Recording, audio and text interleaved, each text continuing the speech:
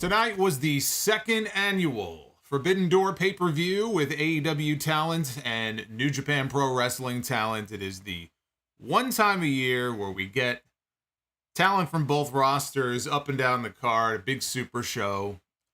Last year was a very special night. Last year, there were a lot of talents who were not healthy enough to make the card. And two of the talents who missed the show last year were Kenny Omega and Bryan Danielson. Kenny Omega was out with injuries. He was still recovering from various surgeries that he had. Bryan Danielson is someone who was supposed to be on the show last year, and unfortunately, because of concussion issues, he was held off the card. And that was very disappointing. Actually, the injury bug bit a lot of people last year.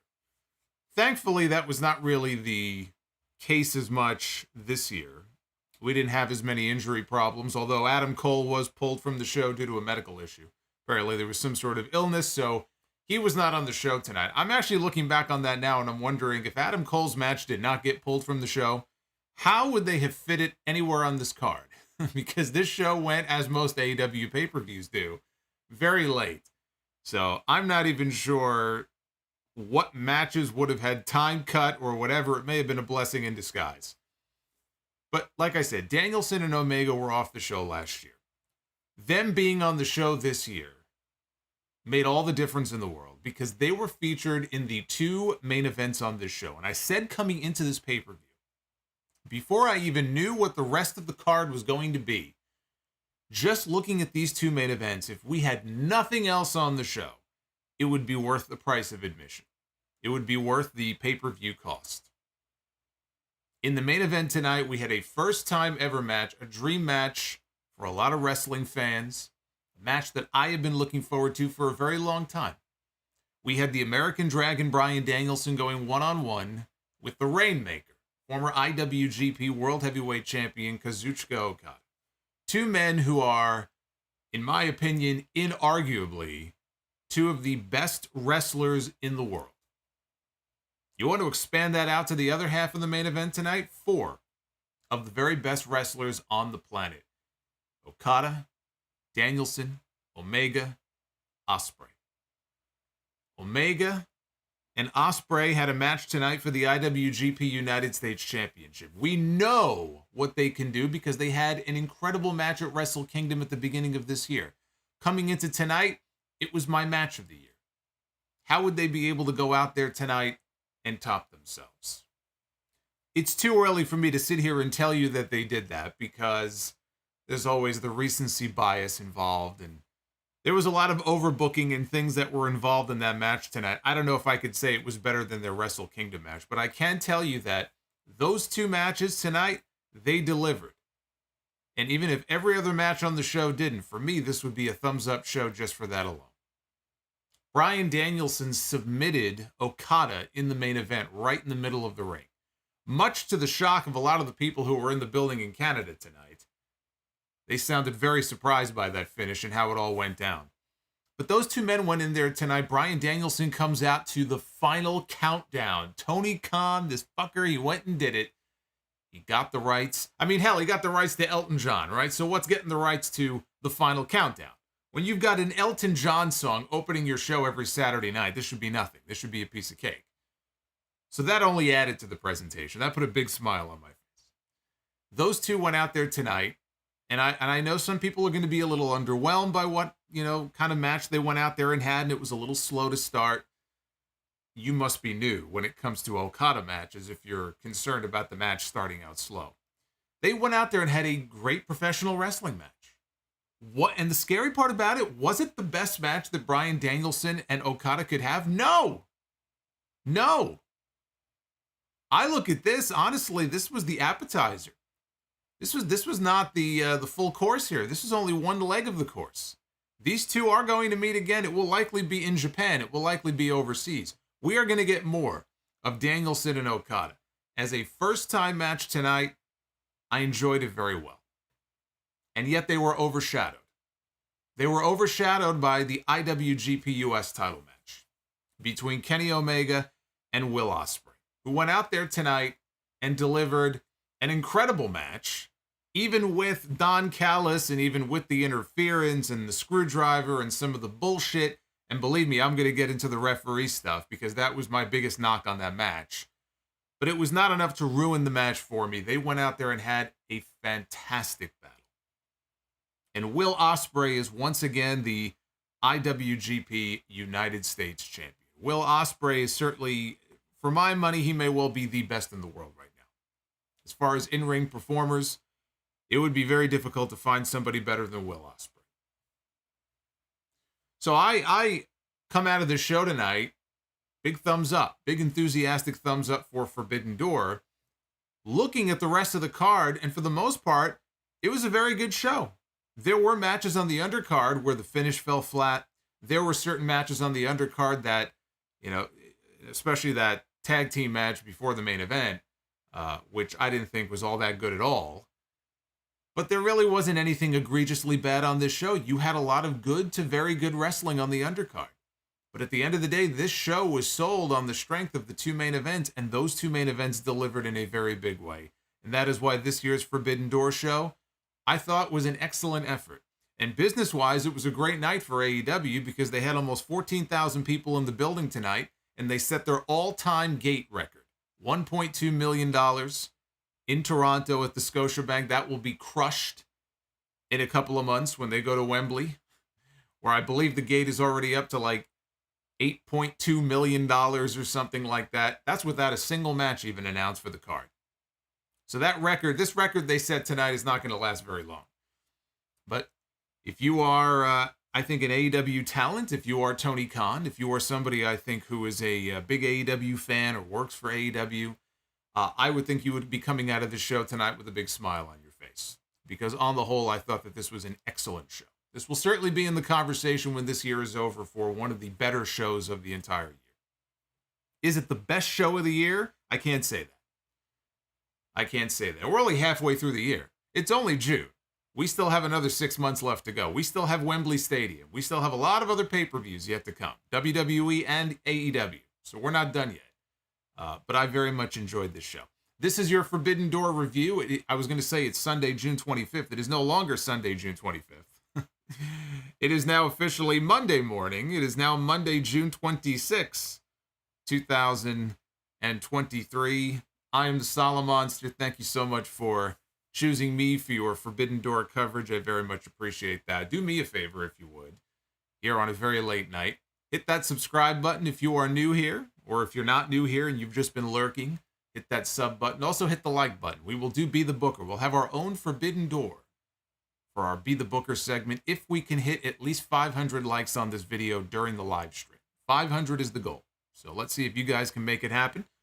Super chats are open. I already saw there were a bunch that came in, and I got to give a shout out to Boots, who dropped a $100 bomb on my ass before I even went live tonight. Boots, I appreciate the hell out of you, brother. Thank you very much. So we'll be going through your super chats a little bit later on. Let me know what you thought of the show tonight. What did you think of those two main events? What did you think of the card tonight? The good, the bad? Lay it on me. And we'll hang out a little bit later on and go through all your super chats. And one quick note here, you can join as a channel member. We have our little green world order. You see the green names in the chat? Those are our channel members. You get some special perks and special emojis and all that good stuff. So if you want to become a channel member or gift memberships to other people, you may do so. So go ahead and do that. Tony Khan announced earlier in the day that due to illness, I mentioned this at the beginning, Adam Cole was pulled from the card tonight where he was scheduled to have a match against Filthy Tom Lawler, former New Japan Strong Openweight champion. That match was only first announced on Rampage on Friday night, and it got cut. So I guess instead of 20 matches on the show tonight, we only had 19. I guess we'll have to just make do. The buy-in pre-show, there were 3 pre-show matches here.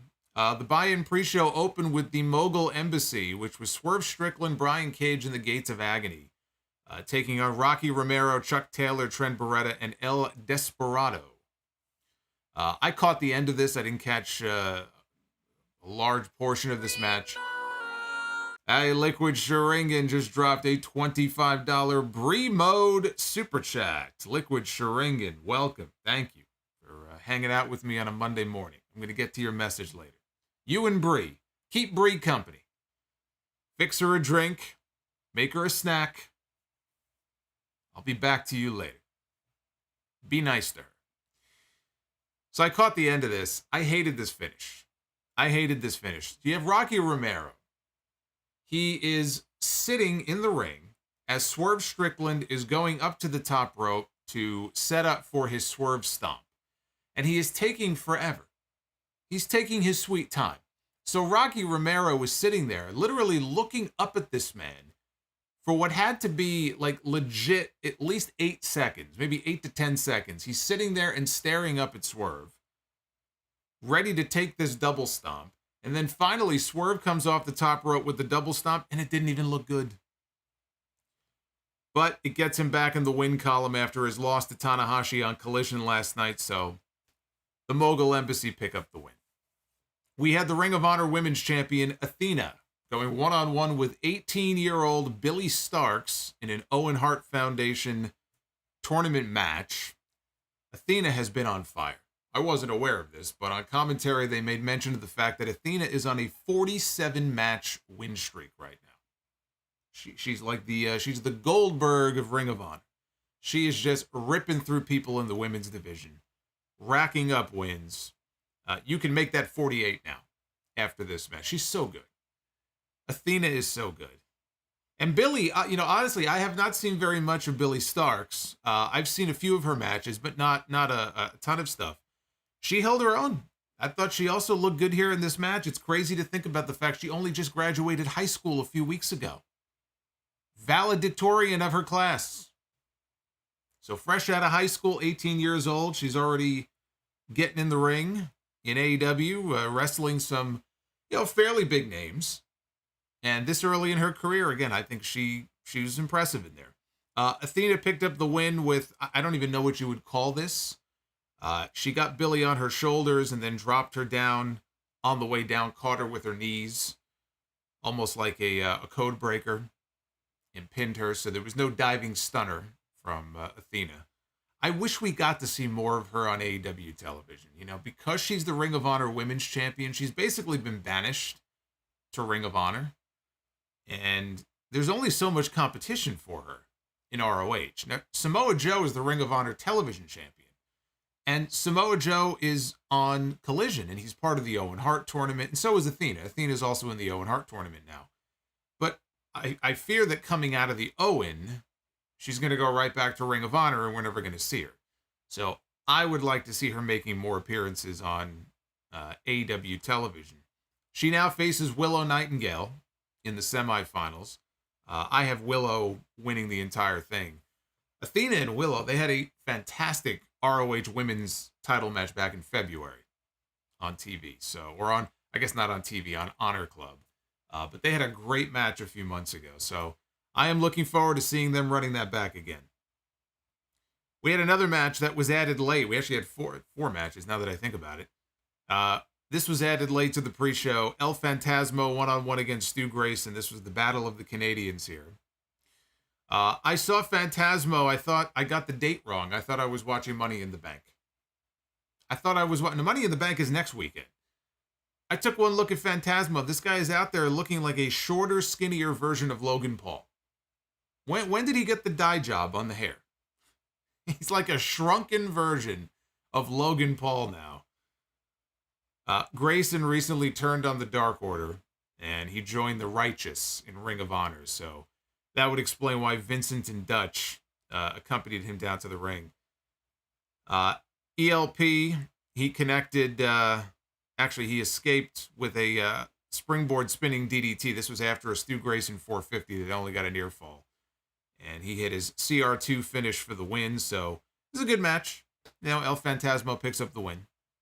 Or should I say Logan Paul Jr. That's right, Mr. Dynamite. Dollar Store Logan Paul.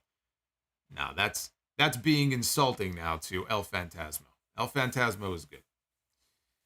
So they close the buy-in with the United Empire, TJP, Jeff Cobb, and Kyle Fletcher of Aussie Open, against Shingo Takagi, Hiromu Takahashi, and Bushi. Hiromu, if you remember, he missed the show last year altogether with a fever. They would not let him travel. This was still during the period where, especially in Japan, they were very strict with their COVID restrictions. So he was not even allowed to fly out for the show. And then this year, this guy gets on the pre-show. Shingo put TJP down with a pumping bomber and had him beat. Pin got broken up. And in the end, Shingo blasted TJP with a lariat, hit the Made in Japan, and picked up the win. It's too bad Shingo didn't have a better spot on the card. He's better than this. So that's too bad. Then it was time for the main card. Excalibur, Kevin Kelly, and Taz were our announced team, and I thought that they did a very good job together, even though they were only there for half the night. I shall explain to you as we go along why it was only half the night, why Taz left the announce booth. But they kicked off with the AEW World Heavyweight Championship on the line, MJF defending against Hiroshi Tanahashi, the ace of New Japan, the former IWGP World Heavyweight Champion. Remember, MJF said the only way he would agree to show up and do this show, he told Tony Khan, is if he goes on first, which is why they opened the show, because he wanted to get the hell out of there. MJF came out, and embroidered on the back of his robe, he had New Japan is an indie. He also scheduled a tweet that went out during the match while he was in the ring wrestling Tanahashi. He had a tweet that automatically posted that said, LOL, I scheduled this tweet because I know I will have beaten the ace by now. Legend my ass. That was 10 minutes after the top of the hour. This match went another 12 minutes, so he was off by a little bit. But that may be the first time that I've ever seen somebody in the ring and schedule a tweet to go out while they're wrestling on pay-per-view. So Tanahashi, a couple of different times during this match, Tanahashi struggled climbing the ropes. Same thing in his match with Swerve last night. He had some difficulty climbing the ropes. At one point, it was kind of embarrassing. He fell off the top rope when he was setting up for a high fly flow. Clearly, that was not meant to happen. Swerve tried to save the spot. Excalibur tonight was explaining that the turnbuckles, which is true, the turnbuckles here in the U.S. or in the AEW ring, it's the more traditional wrestling turnbuckles that most promotions have. It's not the same as it is in the rings in New Japan. So the way he was explaining it is that it was kind of it was fucking with Tanahashi's head, basically. And that's why he was having difficulty climbing the ropes. And look, that may be true. It's not as if Tanahashi has never wrestled in the U.S. before. So maybe that's true, but also he's hurting. He's hurting. You can tell. Especially with his knees. He's not moving around all that great. So I'm sure that had something to do with it as well. Tanahashi went up top for a high fly flow. MJF crotched him and then hit a superplex for a near fall. MJF then spat at him. He pie-faced him. It started to fire up Tanahashi. Tanahashi got a cloverleaf. MJF got to the bottom row for the break. So then Tanahashi got the sling blade, went for the high fly flow. MJF, though, got the knees up. And Tana was selling the ribs. MJF was selling his knee, which he had grabbed earlier in the match. He was nursing a knee injury, so he was selling the knee. So MJF goes outside, and he grabs the AEW championship. He grabs the big Burberry belt. He brings it into the ring with him. Bryce Remsburg sees this. And Bryce Remsburg grabs the belt and pulls it away from him. Tanahashi, though, goes for a schoolboy, and he has MJF pinned. And he has him pinned for a long time. He had this guy down for a good, probably 8 seconds or so, 6 to 8 seconds. But by the time Remsburg turned around, MJF kicked out. So Tanahashi complained to the referee. MJF shoves him into the ref.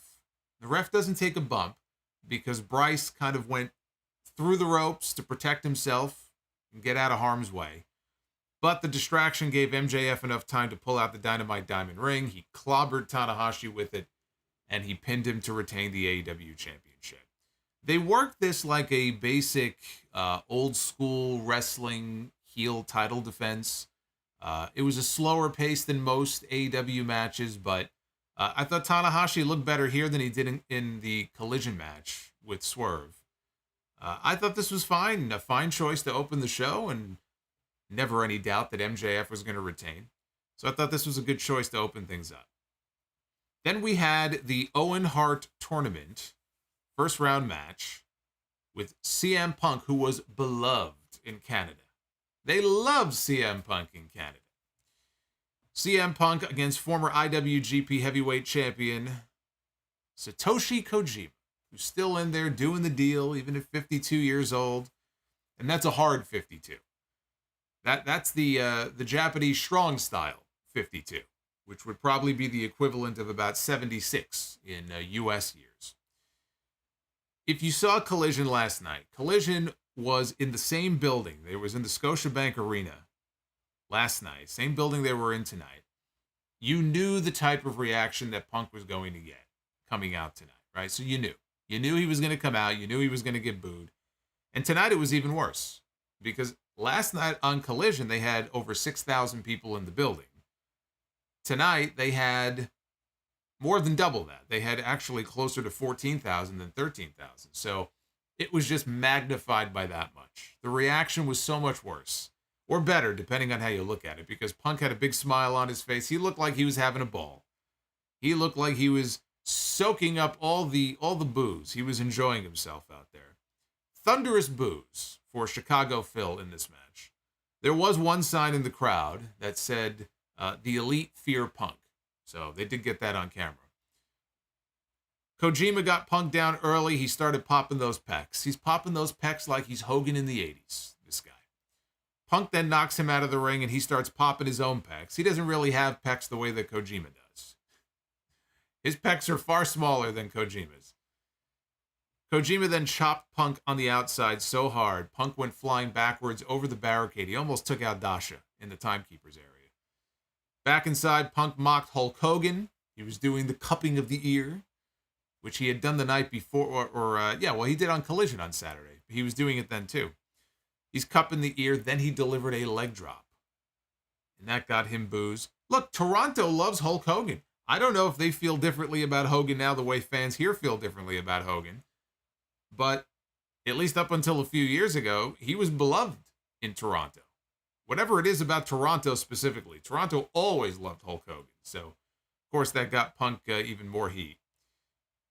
Punk used a Hiroshi Tenzan Mongolian chop on Kojima. Tenzan being a former tag team partner of Kojima's for many years.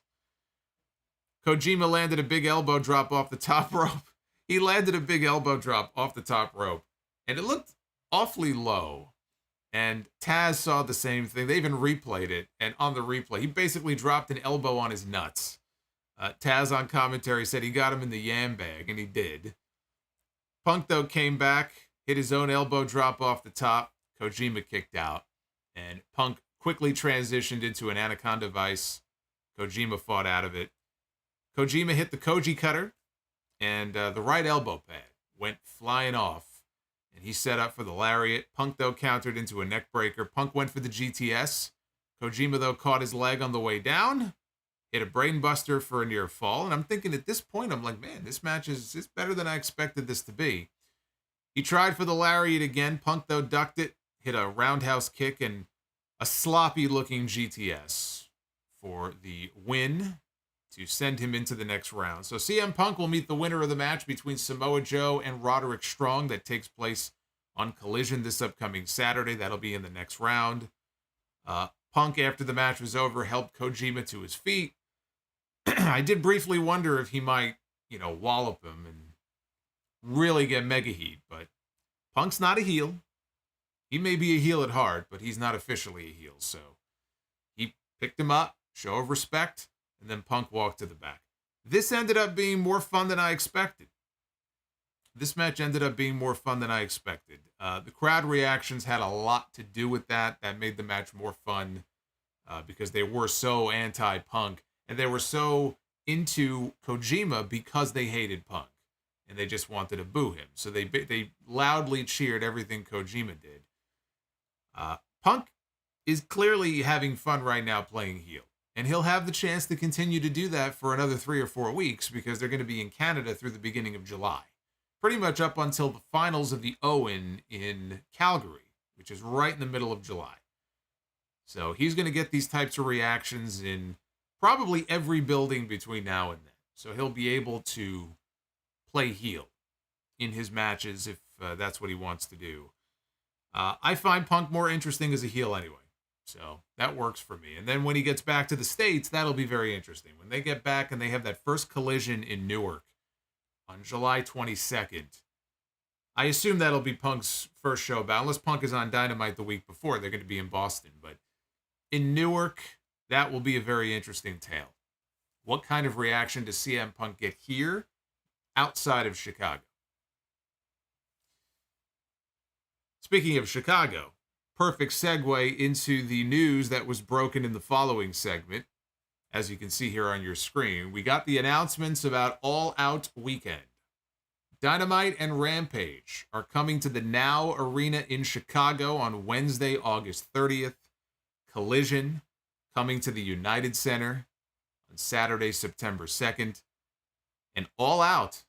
We kind of already knew that there was going to be an All Out, but Tony Khan had not made an official announcement about it. But it is official. All Out is taking place Labor Day weekend. It will be Sunday, September 3rd, and it will be at the United Center in Chicago. Boy, this company, they love their Chicago shows. They were just in Chicago. They were just in Chicago. And now it's right back to Chicago in a couple of months. You know, it's going to be tough. It's going to be tough to promote if you're Tony Khan. That's two big shows back-to-back like that. All In and All Out. And don't forget, they've got Grand Slam 3 at Arthur Ashe Stadium only a few weeks later. PW Insider mentioned that the other day, that I don't know the date yet, but they have a date locked in. So they are going back to Arthur Ashe for Grand Slam. Probably my guess would be the second or third week in September. So those are a lot of big shows in a very short period of time. That's all within a 1 month period that they have coming up. I would be surprised if they do All In and All Out on pay-per-view, back-to-back weeks. We know All Out will be on pay-per-view. I think All In is either it's got to be either a TV special or a streaming special on Max. If they can make that happen, I think that would be the way to go. You have it as a streaming special, no commercials. You do it on Max. Boy, it sure would be nice, though, if somebody asked about that during the media scrum. Guess we'll find out when we're done here. If somebody asked Tony Khan, as we speak, the media scrum is going on. We'll see if anybody asks him about that. Even if they do, I doubt he'll give them a straight answer. I'm sure Tony Khan will give his usual answer of, that's a great question, and I appreciate you asking that question, but I can't really give you an answer right now. But it would be nice if somebody asked. We had a four-way match for the AEW International Championship with Orange Cassidy defending his title against Katsuyori Shibata, Daniel Garcia, and Zack Sabre Jr. 24 title defenses coming into tonight for Orange Cassidy ever since he won that championship back in December. This was number 25. And I thought, in particular, of all the people in this match, Sabre is the one who impressed me the most. I thought he looked real good here. Daniel Garcia, he would do a move and then he would do his stupid disco dance that he does. Garcia at one point hit Shibata with one of the title belts. I don't remember which one. Everyone except him was a champion in this match. Cassidy's the international champion. Shibata is the Ring of Honor Pure champion. And who was the other? It was Sabre. Sabre's the New Japan Television champion. So I don't remember which belt it was. It might have been the international title. But he hit Shibata with the belt, got a near fall, and then he did his silly dance. Now remember, in a four-way, there's no disqualification. So if I were in this match, that's all I would do. I mean, you got 3 different belts outside the ring to choose from. Pick your poison. I'd be knocking them all upside the head with belts. Right? There's no rules. You can do anything you want. There was another spot where Cassidy and Shibata, they sat down facing each other. They were cross-legged. And they started exchanging chops. And they continued throwing chops, even as they then worked their way to their feet. Cassidy threw an orange punch and sold his hand because Sabre was bending the hand backwards earlier on. Sabre came back. He stomped on Cassidy's bad hand. Sabre stuffed a Stun Dog Millionaire from Cassidy and put him in a submission hold.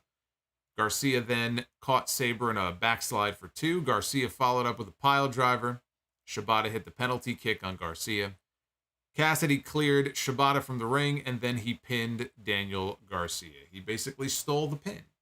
So yet again, this fucker finds a way to win. This has been the story of his entire title reign. He's had multi-man matches. He was in a battle royal with 20 other men, and his title was on the line. He keeps finding ways to win.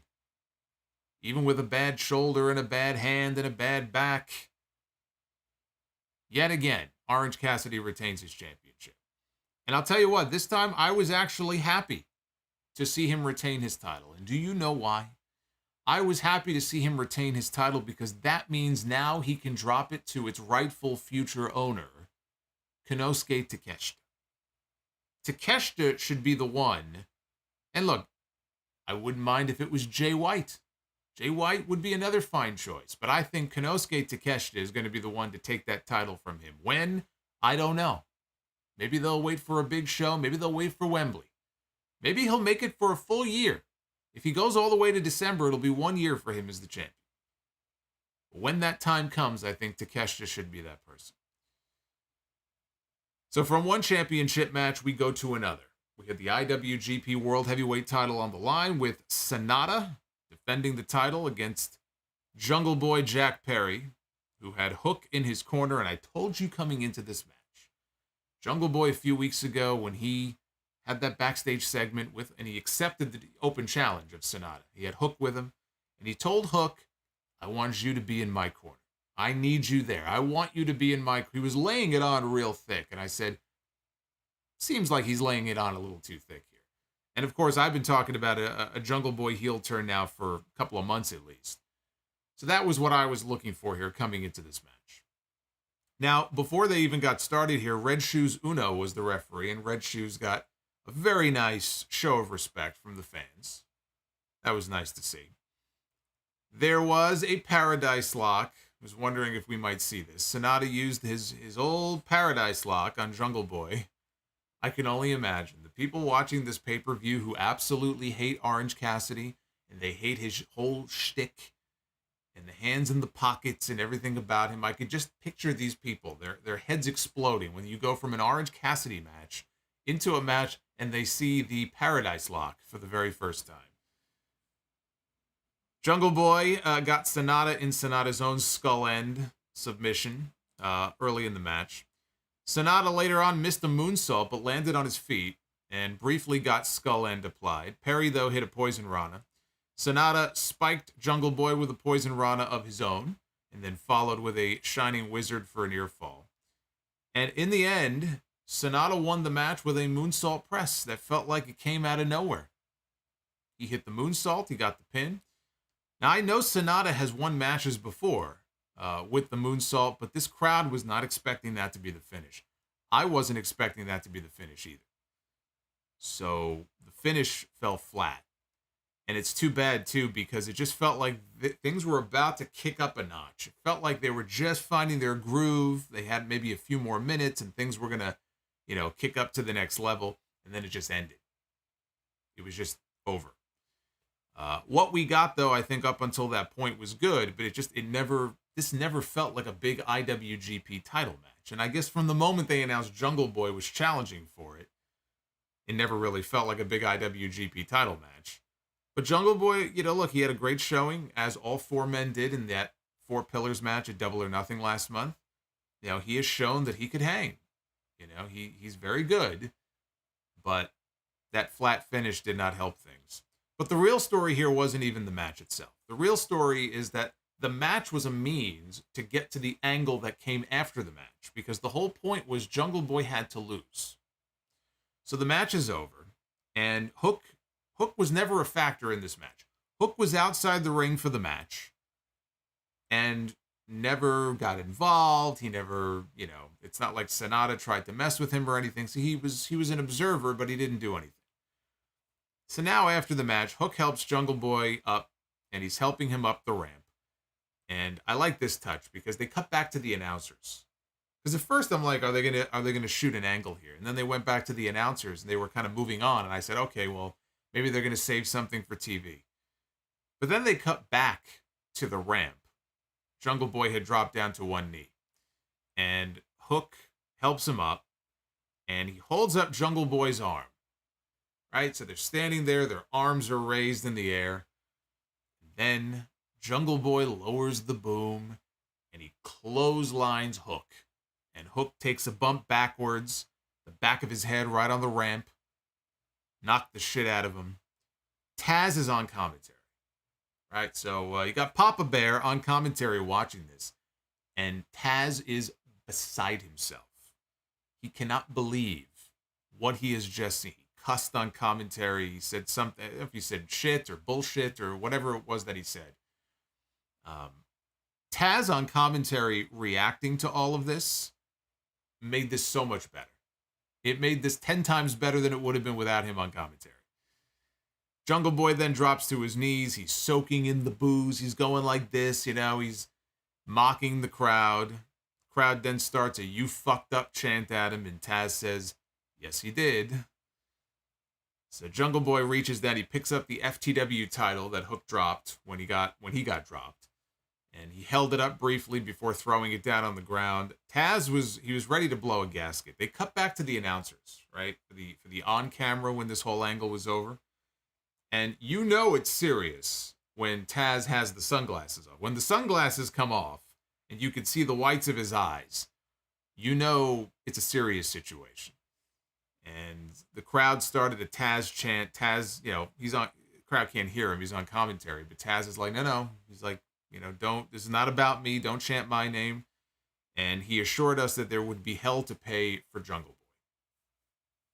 And a few minutes later, we were told by Excalibur that Taz had stormed off, right? Threw the headset down. He stormed off and went to the back.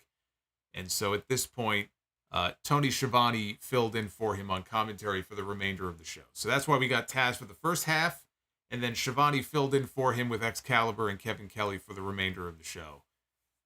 The angle was well done, but like I said, Taz reacting the way he did on commentary, being Hook's father, obviously, and Taz always just feels inherently pissed off anyway to me. I feel like he basically went through his entire career looking and sounding pissed off, so it's not much of a stretch to get pissed off Taz on commentary. But it added a lot, I thought, to the angle. And now we're going to find out, what can Jungle Boy do as a heel? This is exactly the right thing to do. I don't know if Jungle Boy is going to be able to get over as a great heel. MJF is a great heel.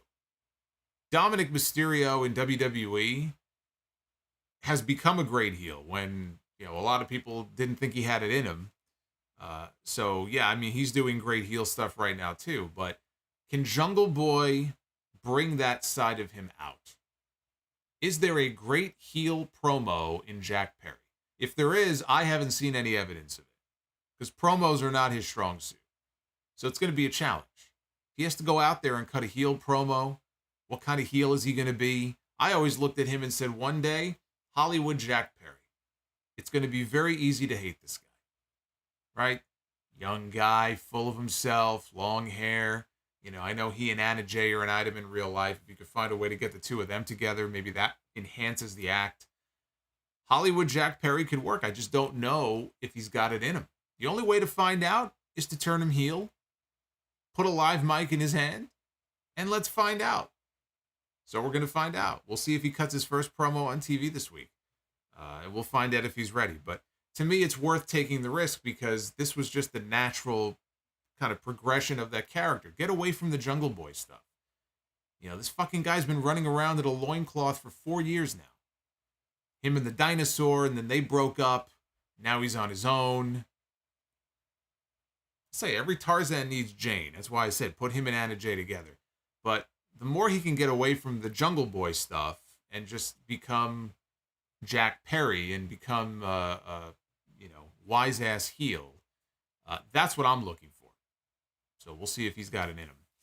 Up next, we had a 10-man tag. Jon Moxley, Claudio Castagnoli, Wheeler Yuta, Shota Umino, and Konosuke Takeshita came out through the crowd with the BCC in his cool leather jacket, taking on the Young Bucks, Hangman Page, Eddie Kingston, and Tomohiro Ishii. The heels entered to Moxley's New Japan Death Rider theme, not his AEW theme. Right at the bell, Claudio bailed instead of getting in the ring with Eddie Kingston. Eddie Kingston really doesn't like Claudio Castagnoli. They've made that very clear. That's been a story from the moment Claudio came to the company. Even if they're both baby faces, it didn't matter. Eddie does not like Claudio. So that was one of the stories of the match that they told. The other story is that there's still, friendly feelings, at least from the side of Eddie Kingston when it comes to Jon Moxley. Because Kingston and Moxley have been friends, right? We've seen them as friends and partners on television. But obviously Moxley now is a heel as part of the Blackpool Combat Club. And that was the other story, is that Eddie still looks at Mox as a friend. And there were parts of the match where it became an issue. And he actually was saving Moxley and pushing him out of harm's way. Although Moxley did not return the favor. Once Kingston and Moxley tagged into the match, though, for the first time, and they got in the ring and we had a stare down, the crowd came alive, right? Loud chants of Eddie. People were into it when Moxley and Kingston got into the ring for the first time. Moxley threw the first forearm, Kingston lowered the straps, and we got a chop fest. Claudio got a cheap shot on Kingston to finally end the chop war. Later on, Yuta had Kingston against the ropes. And Moxley had a clear path to take a cheap shot if he wanted to, and instead he just stared at Eddie, and it was Claudio who gave him a boot. So it was Claudio who took the cheap shot and not Moxley. Kevin Kelly pointed that out on commentary. Then we had Takeshita in the ring. Takeshita was in the ring with Ishii.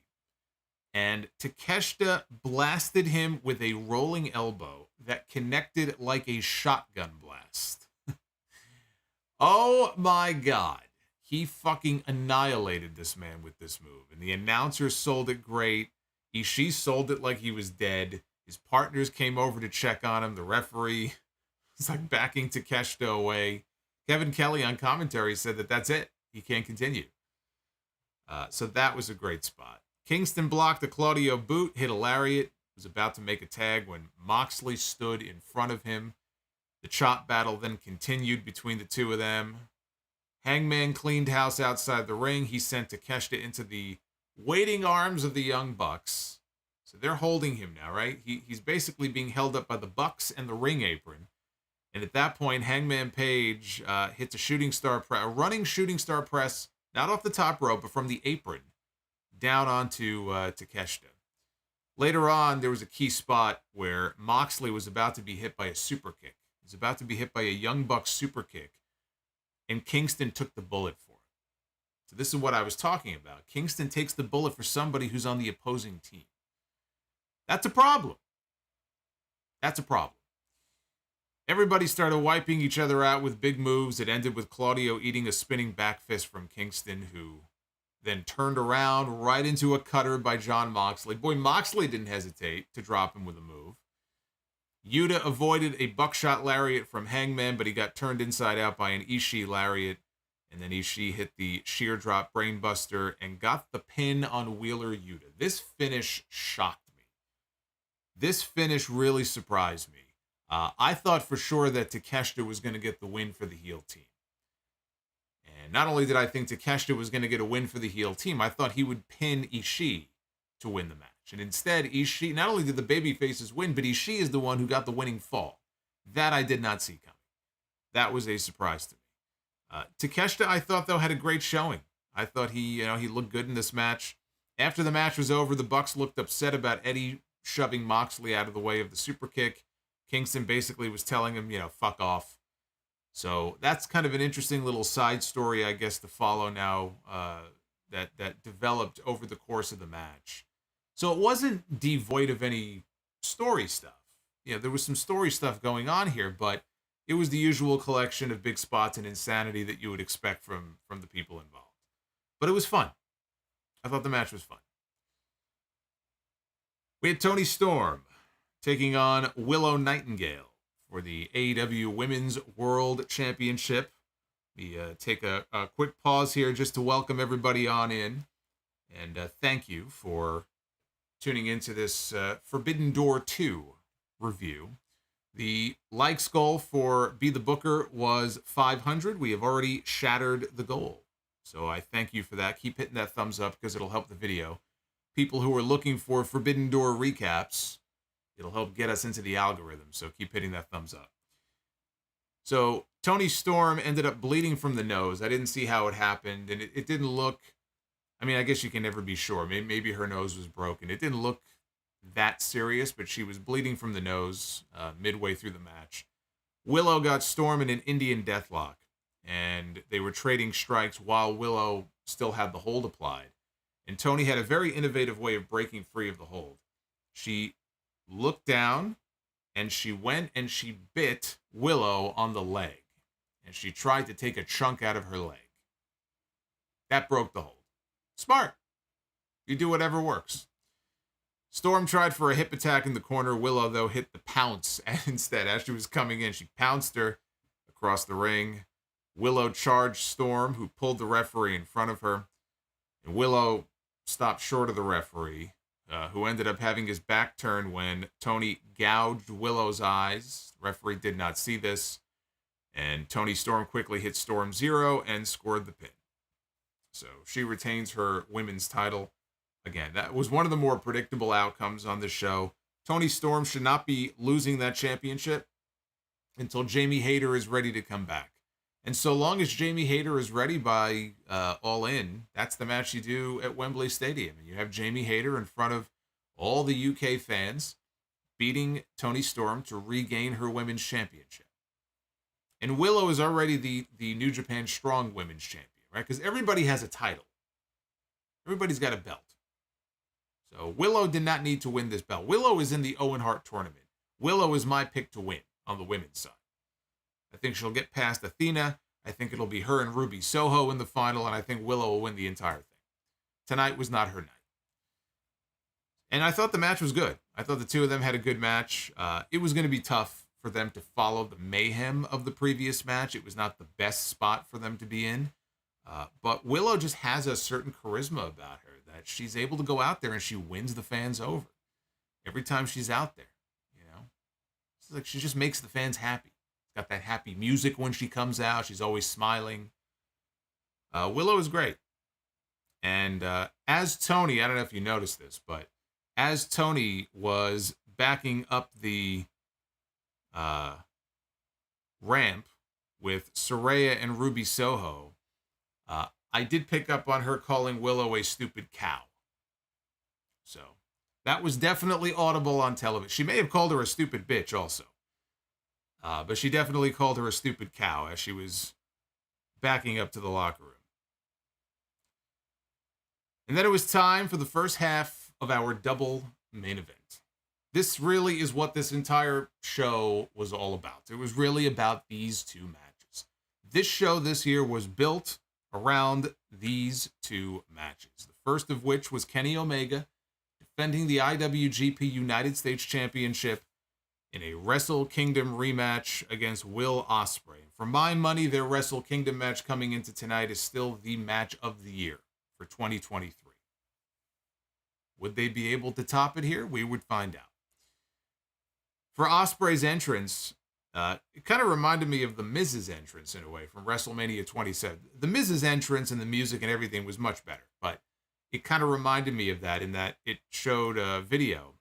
Ospreay was watching a fake newscast about there being unrest and violence in the streets of Canada, and he was watching a wall of TVs of his match with Kenny Omega from Wrestle Kingdom.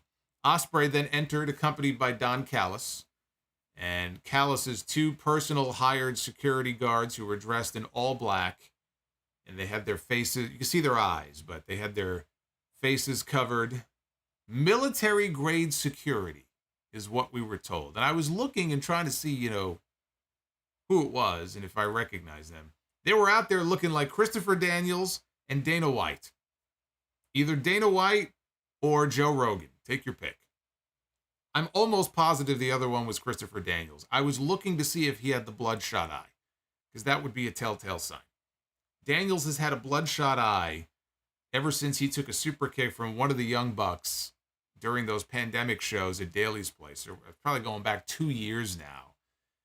And it just never cleared up. So I was trying to see. I couldn't tell if it really was him or not, but it sure looked like him. But it was a non-factor. You would think these guys are coming out here, they're going to end up getting involved in the match in some way, or they're going to unmask and reveal themselves, and they never did. They never did. They were a total non-factor in this match. But Callis got involved early and often. But he got involved early. He grabbed Omega's foot as he was setting up for a Terminator dive. Kenny went out after him. The security guards blocked his path. So the security wasn't there for Will Ospreay. If you remember, that's how this whole thing came about. He went and approached Ospreay on Dynamite Wednesday night and said, look, I'm going to offer you the services of my own personal security crew because I don't want anything to happen to you. And, you know, I want to make sure you're protected from these animals here in Canada. Security crew was not for Will Ospreay. The security crew is for Don Callis. They're there to protect his ass. So Paul Turner, the referee, gets out of the ring, and he goes over to Callis, and he ejects him from the match. And I'm thinking, great, get rid of him early, let these two go out there and have a clean match, one-on-one, do their thing just like they did 6 months ago, right? Good. Get Callis out of here. Silly me. Silly me for thinking that that would be the end of that. So when Omega turned around after Callis has been ejected, Omega turns around and he gets wiped out by a dive from Ospreay to the floor. Ospreay then, a few moments later, hit a shooting star press across Omega's back as he was hung up over the top rope. Followed that with an Os cutter off the ropes to Omega on the apron.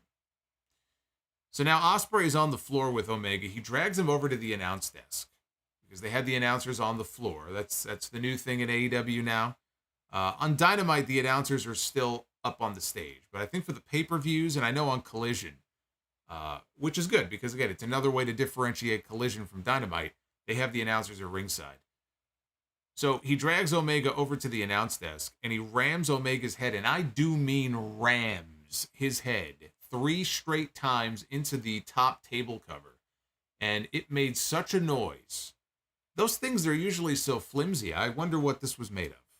I wonder if this was made of a different material here, because it made a great fucking noise each time.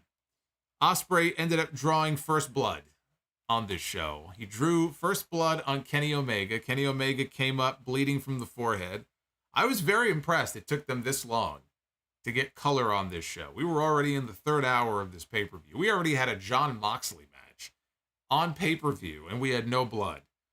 So this was the first blood that we had, not the last blood, but we had the first blood that we had here on this show. The crowd chanted, "Still a wanker," at Will Ospreay. Ospreay had Omega's blood on his arm, and he licked it off of his arm and got chants of "you sick fuck" from the fans here in Toronto. Ospreay then looked directly into the camera. He smirked and he said, "Yum." He is a sick fuck. Ospreay delivered a V-trigger that sent Kenny out to the apron, and Will went to the floor. He grabbed a Canadian flag out of a fan's hand, and he pulled a Shawn Michaels from Montreal in 1997. He took the flag, and he started running he was rubbing the flag under his crotch between his legs back and forth. And then he got into the ring with the flag. He started picking his nose with the flag. Omega, though, came out of the corner. He turned him inside out with a lariat. The flag went flying. Kenny took the flag, went outside. He handed the flag off to some kids in the front row. How nice. So now the kids have a snot-covered flag. I wouldn't want to touch that. But the kids were so happy, though. They were elated to be handed this Canadian flag by Kenny Omega. So Omega then delivers his own V-trigger to Ospreay, who was up against the barricade outside. Just a running V-trigger into the barricade. Then it was Ospreay's time to bleed. Omega took him over to the ring steps. He rammed his head 3 times into the ring steps. And, referee's backing Kenny up. The camera is focused on Kenny so that Ospreay can take care of business on the floor. When they cut back to Ospreay, there's a pool of blood on the floor. And he's bleeding far more than Omega is bleeding. Kenny then takes the ring steps, and he sets them upright on the floor. So they're standing up on their side, on its side. He climbs up on top of the steps. And again, it's not the flat portion of the steps, it's the side. He climbs up on top with Ospreay, and he delivers a DDT on the steps. And they both tumble down. Back inside, they traded suplexes. Omega came off the ropes, and Ospreay got a standing Spanish fly for a near fall. Again, by this point, his face was completely covered in blood. Ospreay put Omega in a sharpshooter here in Canada. Kenny tried to fight out, so Ospreay transitioned into a crossface. That didn't last long. Ospreay with the Kawada kicks and some chops. Kenny threw a chop that had nothing on it. He looked like he was totally spent. Another chop, that really wasn't much better. Ospreay's just standing there, no-selling it. He springboarded off the ropes with the Os-Cutter attempt. Kenny, though, had it scouted, and he delivered a rising knee strike on the way down. So now Omega's building some momentum again. Omega's trying to get back into this thing here. And he hits back-to-back Snapdragons, Poison Rana, Stuffed Pile Driver, and a very, very close near fall. Honestly, it looked to me like the referee had to hold up for an extra second or so because Ospreay was a little bit late on getting that shoulder up. Omega then tried for a top rope one-winged angel, but Ospreay slipped out and then followed with a sky twister press from the top to Omega on the floor. And that got holy shit chance, rightfully so. A sky twister press to the floor got holy shit chance from this crowd. Well deserved. Omega then avoided the hidden blade. Ospreay hit a Liger bomb, only got a 2 count out of it. But then he connected with a top rope Os-Cutter. Omega barely kicked out. Excalibur said it was more like a convulsion.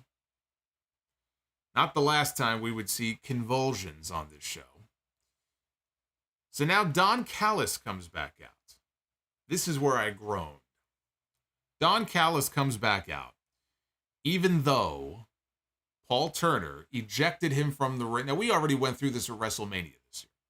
In the main event of WrestleMania, right? Solo Sikoa ejected from ringside, right? Great. We won't have to deal with Solo Sikoa anymore. And then what happens at the end of the match? Solo Sikoa comes back out, and he factors into the finish. At least in that situation, though, not that I'm excusing it, because that was fucking dumb, but at least in that situation, the referee didn't see it. Referee was not aware of the fact that Solo Sikoa came back out and gave Cody Rhodes a Samoan spike. In this case, Don Callis came back out, and it was clear as day. Paul Turner is looking at him. He sees him coming back down to the ring. At no point does Paul Turner exit the ring to get up in his face and tell him, no, I threw you out of here. You got to get to the back. You better get to the back or else. None of that. No. He sees Don Callis come back out, and he does nothing. The match continues, and Don Callis is back at ringside like nothing ever happened. So the crowd calls him a piece of shit. Callis, not Paul Turner. Omega points at Callis. He sees him, so he points at him on the outside before he delivers a V-trigger to Ospreay. Ospreay was in the ropes now. Kenny was setting up for another V-trigger when Don Callis jumped up on the apron to protect Will Ospreay. He covered him up to try to protect him from the V-trigger that was coming. Kenny Omega went for it anyway, and of course, as he comes in, Callis backs off. He drops off the apron to get out of harm's way. He then tried to pull Ospreay out of the ring. He tried to pull Ospreay out to safety. At the same time, Omega is trying to pull him back into the ring. The referee gets in between them. So Paul Turner is stuck in between the back and forth here. Don Callis reaches into his pocket and he pulls out a screwdriver. Now the referee's back is turned, so the referee doesn't see this. And he hands the screwdriver off to Will Ospreay. And when Omega gets Ospreay up for the one-winged angel, with the referee still distracted, which is not hard in this company, because this company makes all of their referees look like a bunch of fucking morons. So now he's got Ospreay up for the one-winged angel. He's got the screwdriver in his hand, and he jams it down into Kenny Omega's forehead. And Omega drops him, and then, of course, Ospreay, he tosses the evidence out to the floor, hits a hidden blade, and then a Stormbreaker. He goes for the pin, and you think that this has got to be it, right? I mean, the guy got jabbed in the head with a fucking screwdriver, and now he got finished off by this guy's finishing maneuver. And Kenny Omega gets his foot on the bottom rope. He's still alive, right? Big cheers from the crowd. Ospreay then hits Omega with his own version of the one-winged angel, but Kenny kicks out at 1 to a monster pop. He no-sold his own finish. He killed his own... I always laugh at this. When they do spots in wrestling like this, and I guess you could argue, well, yeah, it's not me hitting the move, but still, dude, this is your finishing move. You are no-selling and killing your finishing move. So he kicks out of it at 1. Monster pop. We got a slugfest in the center of the ring. Ospreay lands a hook kick. Kenny comes right back with a brain buster. Ospreay hits a Tiger Driver 91. That's very different than the Tiger Driver 97. Tiger Driver 91. All I know is that he dropped Kenny Omega right on top of his fucking head. Right on top of his head.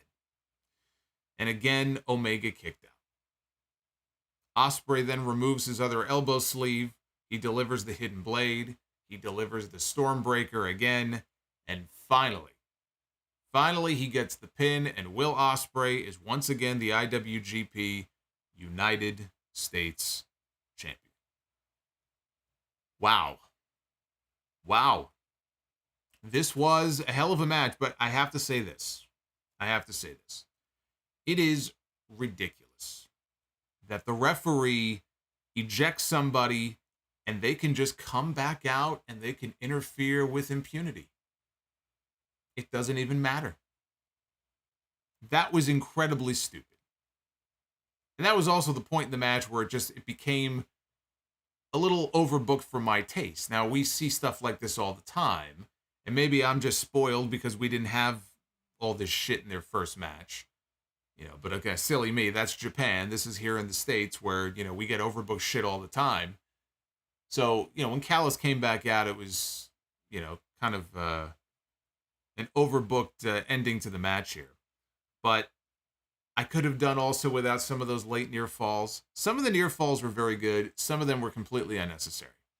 So if I had another critique about the match, if it were up to me, I would have shaved off some of those near falls because I think they went overboard with them here.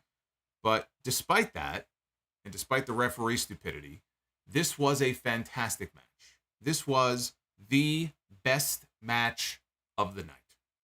Even better than the second half of the main event. This was fantastic. A fantastic battle between two of the very best in the world. When Omega came out tonight, it was not Kenny Omega, AEW Kenny Omega. This was New Japan Kenny Omega. This was, as they showed on the big screen, best bout machine Kenny Omega. He developed a reputation when he was in New Japan and he was the champion or he was challenging for the championship of going out there and having some of the best matches all year. And he did that for years.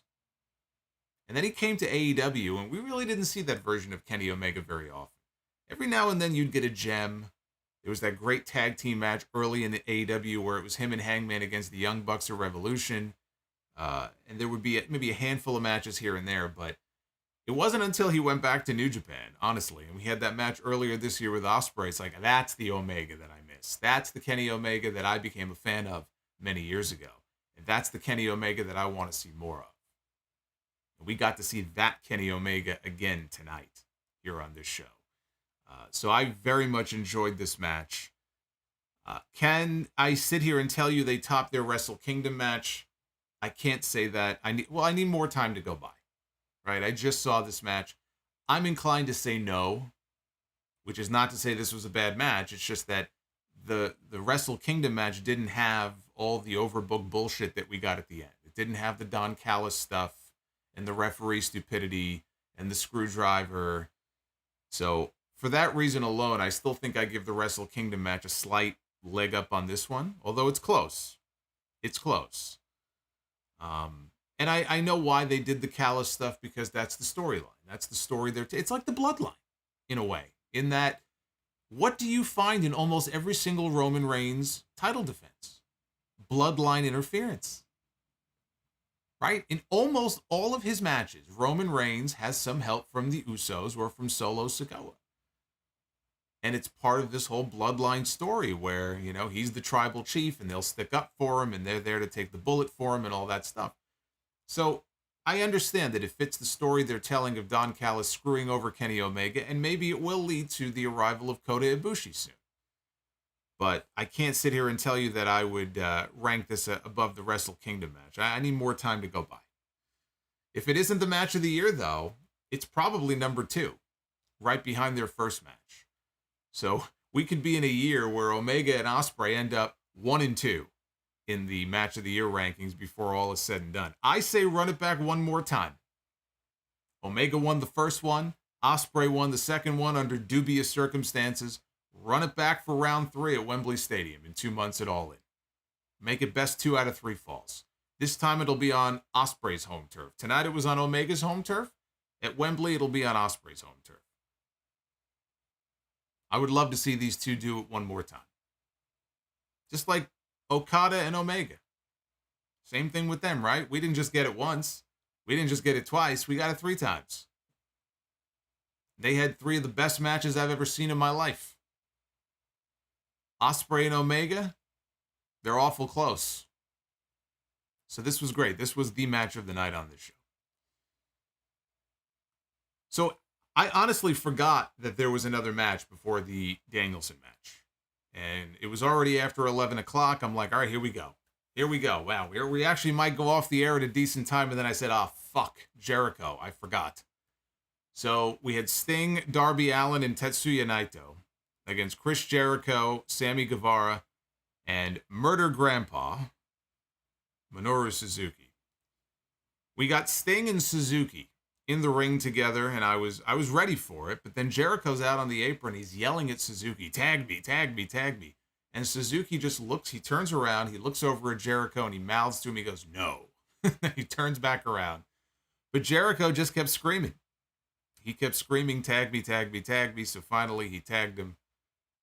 So we got Sting and Chris Jericho in the ring together for the very first time, and it looked like Jericho was expecting a much bigger reaction than the one they got. They got almost no reaction. I would say lukewarm at best. And I'm sure the position of this match on the show definitely played a role in that. This was the come down match after that incredible fucking battle that we just saw between Omega and Ospreay. But whatever reaction it was that Jericho was looking for here, he didn't get it. This crowd was a lot quieter than you would expect for this moment. It is a big moment. It's Jericho and Sting have never been in the ring in a match together of any kind in their entire career. And so it should have been treated like a bigger moment, and it wasn't. You could tell he was probably waiting for something that just never came.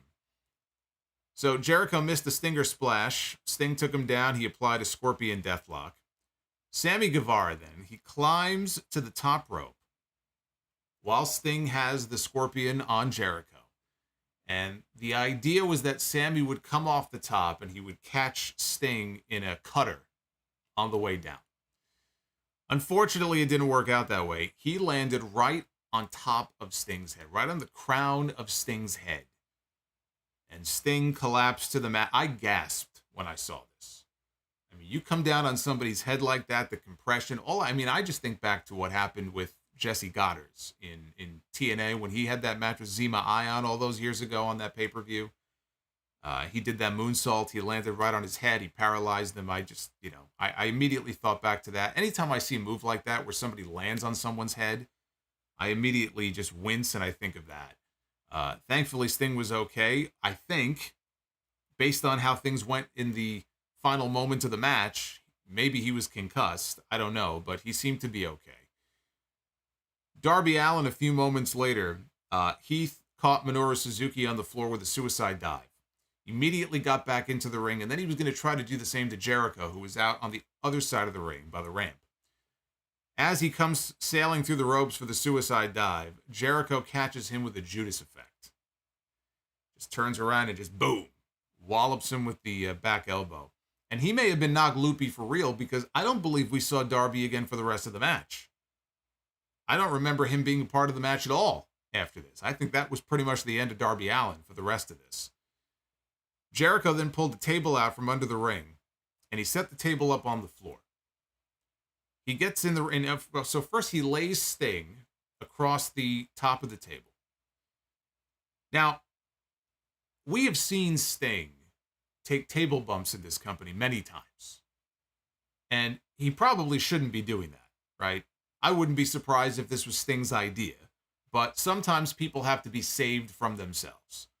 Sting moves around and he looks a lot better in the ring than most 64-year-old professional wrestlers do, right? He's taking good care of himself. Putting the face paint on helps, makes him look a little more youthful. But that does not mean that Sting should be taking some of the bumps that he takes. I was at the Grand Slam show at Arthur Ashe last year when they had the great Muta. They made an appearance on that show, and that was cool to save Sting. But there was a spot in that match, I think it was Sting in the House of Black and Darby, where Sting got pushed off the top rope, and he was supposed to go through a table just like this that was set up kind of diagonal on the floor. And there were two tables, I believe. He went through one table, and he struck the second table with his head. And I thought the same thing then. How is he not concussed? Maybe he is. All I know is he came up, he was bleeding from the head, but he seemed to be okay. But I saw this, and it kind of brought me back to that. Like, why is Sting involved in any table spot at this point? What are you doing? So Sting gets laid across the table. Jericho gets back in the ring, and he starts barking at Sammy Guevara. I'm your boss. Go to the top. Because Sammy's a little hesitant at first. He's telling him, go to the top, go to the top. He wants him to hit the 630. I'm your boss. Go to the top. So Sammy goes to the top, and Sammy Guevara hits a 630 splash. And I figured Sting was going to move, and Sammy was going to crash and burn through the table. Sting doesn't move. And Sammy crashes and burns through Sting, through the table, right? So this big spot, and I'm like, all right, well, that's the end of Sting, right? We're not going to see Sting for a while. In the ring, Jericho is in there with Naito. And Jericho goes for a lion salt to Naito. Naito gets the knees up. Jericho counters a Destino attempt into a Walls of Jericho. And who is back in the fucking ring? Sting. Sting is already back up on his feet. 64-year-old Sting, who just took a 630 splash through a table on the floor, is already back up, and the man who executed the move, Sammy Guevara, is still down. We didn't see Sammy again. And yet Sting is back up. And that makes me think that Sting was supposed to move on that spot. And either he forgot or just wasn't moving fast. I mean, he didn't even make an attempt to move. So it wasn't like, oh, he went to go move, but he wasn't quick enough. I think he just forgot. And that's why I'm wondering, maybe he was concussed. When Sammy landed on his friggin' head earlier in the match, maybe it did knock him a little loopy. And he forgot what he was supposed to do. I don't know. But I'm almost positive Sting was probably supposed to move and not take that bump through the table because it made no sense. Why would he be back up? Dude, I mean, it was 15 seconds later. It was ridiculous. And like I said, Sammy was still down. Sammy was still nowhere to be found. So anyway, Sting rose from the dead. And he sank in a scorpion deathlock until Suzuki appeared. And he trapped Sting in a rear naked choke. Naito broke it up, but he ate a code breaker for 2. Suzuki and Naito then went at it until Sting and Naito worked together to lead to a spot where Naito came off the ropes. He did a rolling jackknife pin on Suzuki, and he got the win. And after the match was over, Jericho attacked Naito with his baseball bat until Sting made the save. This was ugly. Yeah, this was ugly. This was ugly. It was a trip seeing Sting in there with Suzuki and Sting, teaming with Naito. I think he teamed with Shingo last year. It was supposed to be Hiromu, and then he had the fever. I think Shingo filled in. So to see Sting in the ring with all these people, I mean, we've seen Sting with Shingo and now Naito, and of course he went to Japan with Darby for the great Muta retirement match. So it's been cool to see Sting in these different matches with these different people. Honestly, seeing Sting and Suzuki in the ring together, I had more interest in seeing the two of them go at it than I did Sting and Jericho. We didn't get enough Sting and Suzuki in this match. But, this just didn't work. This just didn't work for me. Now, maybe in something other than the death spot on this show, maybe it would have worked better, but even still, there were a few scary moments here. And the things that they were doing were not getting the desired reaction. There's no way that this was getting the reaction that they had planned. The crowd was pretty ice cold. That's how it came across on television. They were very tired for this match. And given the names involved, again, they should have been more up for it. But yeah, the Sting stuff, Tony Khan has to, I don't know. I don't know what you do. I mean, do you pull the guy aside and have a conversation with him? I mean, how many matches does he even have left? Sting has talked about this being the final year of his contract and talking about how this is going to be it. This is going to be his final year. So Wembley could be his last match. All Out could be his last match. You still have Grand Slam. You still have Full Gear. We don't know when Sting is officially going to be done and who it's going to be against. Other than he has already talked about how he hasn't mapped out in his head what it's going to be, and it's going to involve Darby Allin. And that's all we know. So it'll probably be a tag team match. But there's just certain spots, and I get that he probably wants to go out there. He wants to do all these things, right? We used to joke on these pay-per-views, all the stage dives and the balcony dives.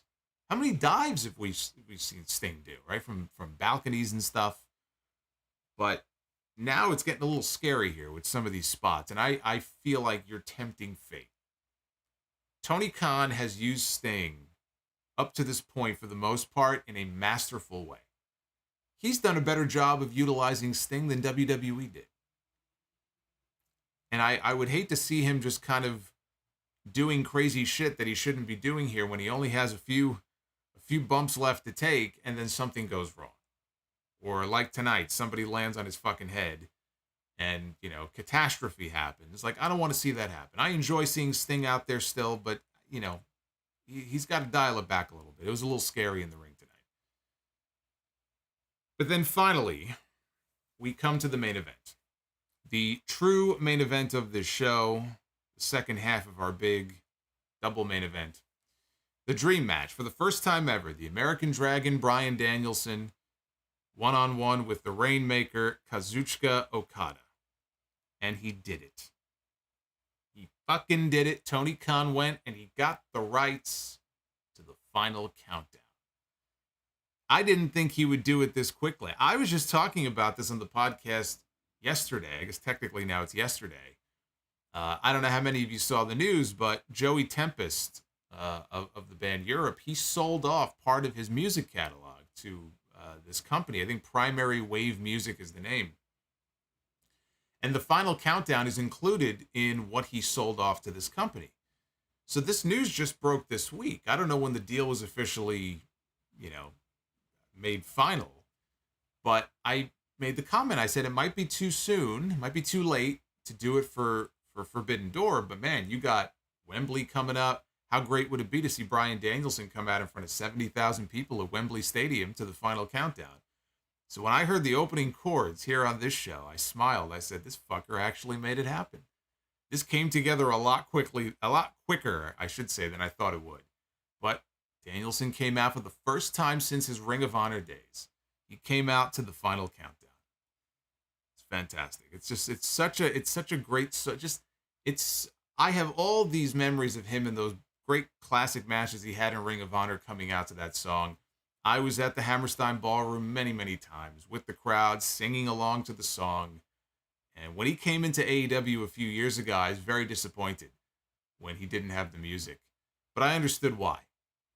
When Danielson said what it was going to cost and all the limitations on it, I said, oh, fuck that shit. I agree. I mean, it's ridiculous. But the fact that they got it, and I assume this will be his music from now on, is just fantastic. This put a big smile on my face. And honestly, it's one of the things about AEW that I really like, is the fact that Tony Khan is willing to spend money to make the entrances feel more special and make the product more fun. He doesn't have to spend all this money on this. I'm sure there's more important things he could be spending the money on. But he does it because it adds to the presentation. So Jungle Boy coming out to Baltimore, or Orange Cassidy coming out to Jane, Danielson coming out to Final Countdown, or any number of examples you want to point to. I wish WWE would break open the bank and do that, because they got fucking more money than God these days. If they wanted to, if they really wanted to, right? Some of their wrestlers could come out to real music, because some of the entrance music in WWE now is just absolute dog shit. I mean, entrance music in general, I feel like in wrestling, in some of the companies is really lacking. And some people have really great entrance music, but it's not quite what it used to be. But it's okay to have real, songs, whatever genre it may be. And the fact he's willing to spend money on it, I think it's a very cool thing. But Danielson came out, he even got his hair braided for the occasion. I said, there's something about this guy that just looks different. They're like, oh, he got his hair braided. Okada came out. He had the reigning money for his entrance. So these two got holy shit chants before the bell even rang. Okada, he had Danielson on the top turnbuckle a few minutes into this, and he drop kicked him to the floor. Okada went to ringside. He got run into the barricade. Danielson charged him and got sent over the barricade. And Okada then got a running start. Backed up, came charging in. He did the trademark cross-body block over the barricade. He didn't really have a lot of room to work with either. When he does that in New Japan, there's all that open space.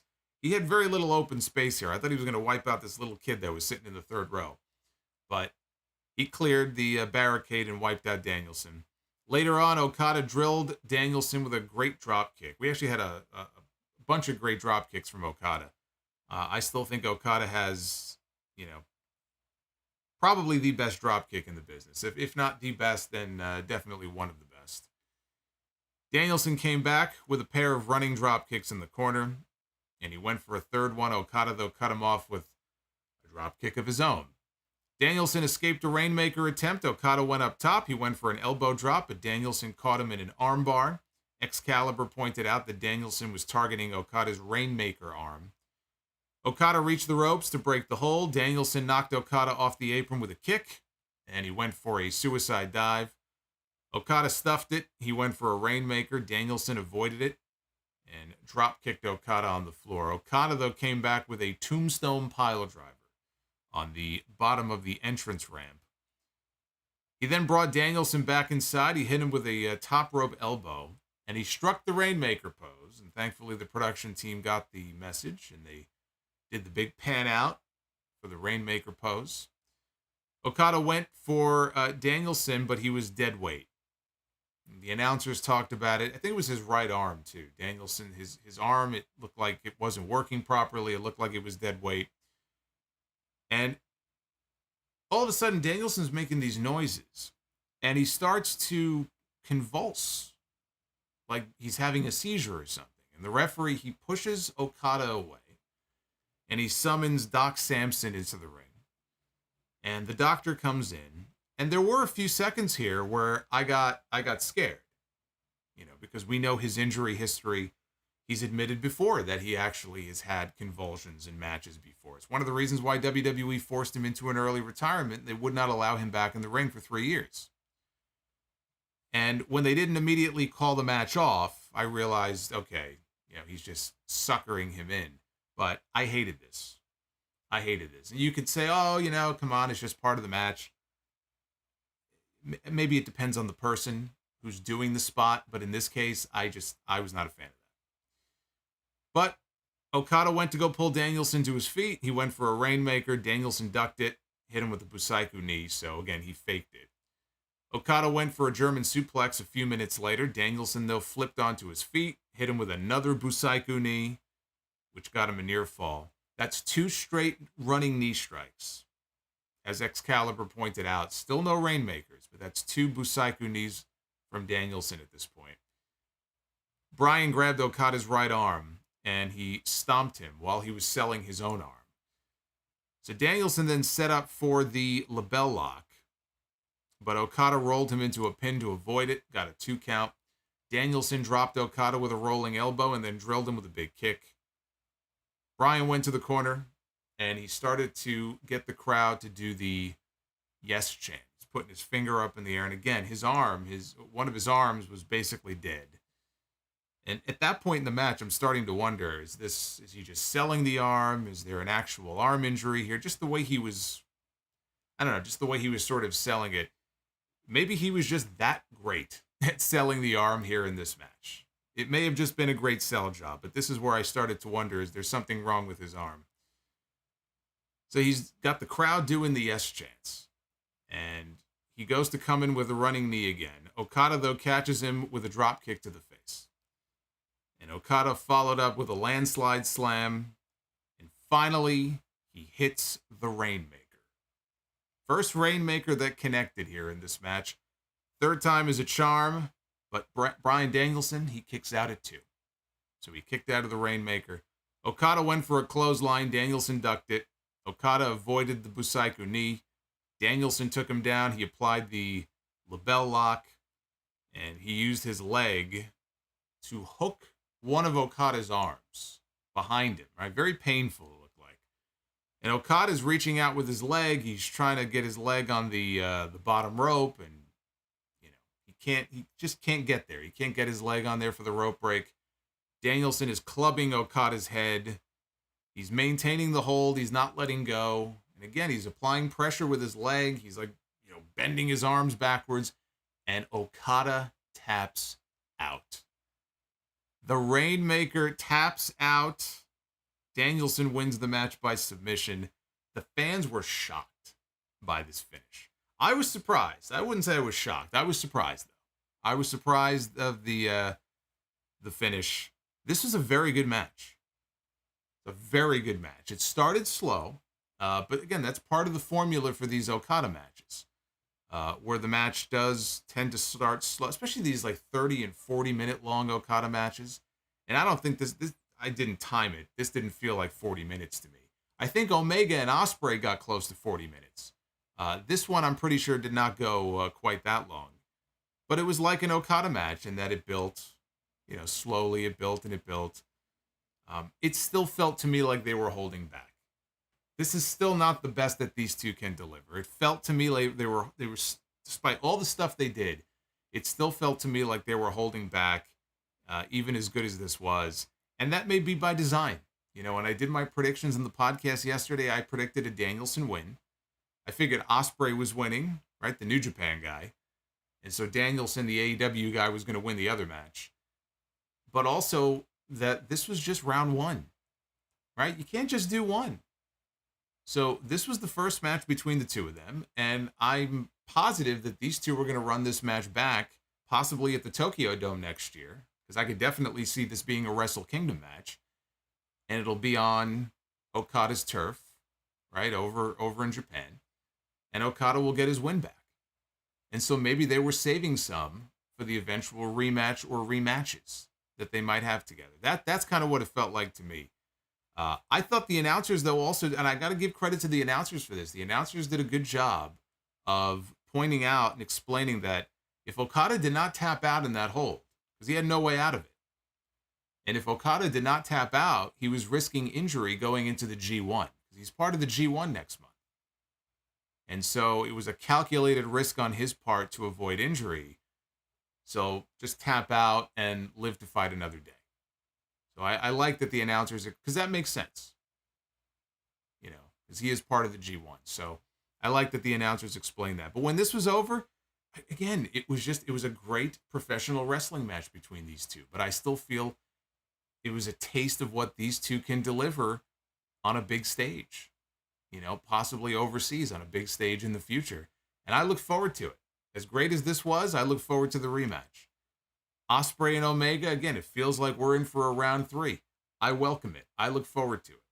We had that great trilogy of matches in 2022 with the Briscoes and FTR. 3 times those two teams went to war. And that was I think I lumped all 3 matches as the number 1 match of the year in wrestling last year. But you could have ranked them 1, 2, and 3.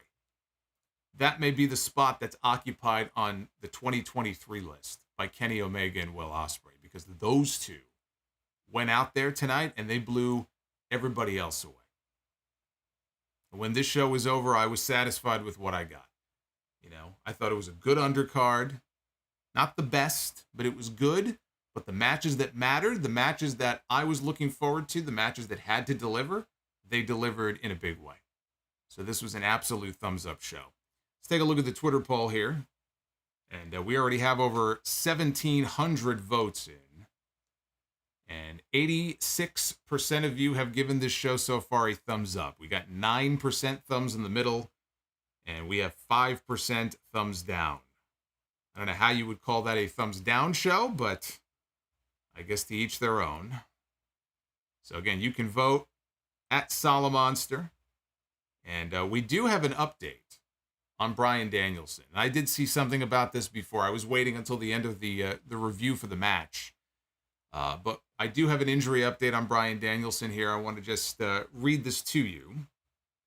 And this comes from PW Insider, because again, we had the media scrum immediately after the show. And this comes from the media scrum. Bryan Danielson announced that the AEW doctors believe he suffered a fractured forearm during the main event with Okada tonight. The expectation is that he will be out for around 6 to 8 weeks. If that is confirmed, if that is the injury, he's looking at about 2 months out, which means he may not be at that Wembley Stadium show if that's the case.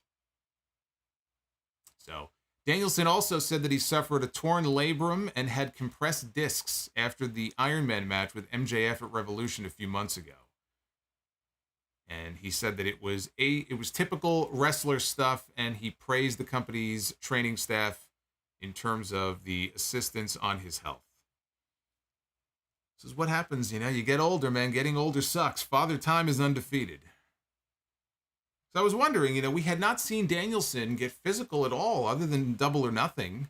He hadn't done anything physical since the Iron Man match with MJF. And then I just thought, well, they're just protecting him for whatever his match is going to be at Forbidden Door. But it turns out he was hurt coming out of that match, but a fractured forearm. So there you go. What was I saying before, right? I said something didn't look right with his arm, and I was starting to wonder if he really did have an injury. It turns out he did. It turns out he has a broken arm. Now, I'm wondering how early in the match did he suffer the broken arm? How many minutes in was that injury? Because they went probably 20 to 25 minutes, I'm guessing. He may well have suffered that injury 10 minutes into the match, which means he wrestled half that match with a broken arm and still was able to go out there and have the kind of match that he and Okada had. They don't call him the best in the world for nothing, I guess. It's pretty incredible. A broken arm, and he still won the match. See, that's boss. When you break your arm and you still win the match, that's a boss move right there. 10 minutes in, Red Emissary of Darkness says he suffered the injury 10 minutes in. It probably sounds about right. That's about the time he started selling the arm, so that would make sense. Yeah, that would suck though. That would suck if we don't get that final countdown entrance at Wembley, man. I mean, I guess he could still get an entrance, right? Even if he doesn't wrestle, they could still give him an entrance. Man, first Mercedes and her ankle. Now Bryan in his arm. What's going on here, man? Crazy. No update on All In, says Boots. Does that mean that Tony Khan avoided the question, or did nobody ask the question? Because I know how some of these questions typically go with these media scrums.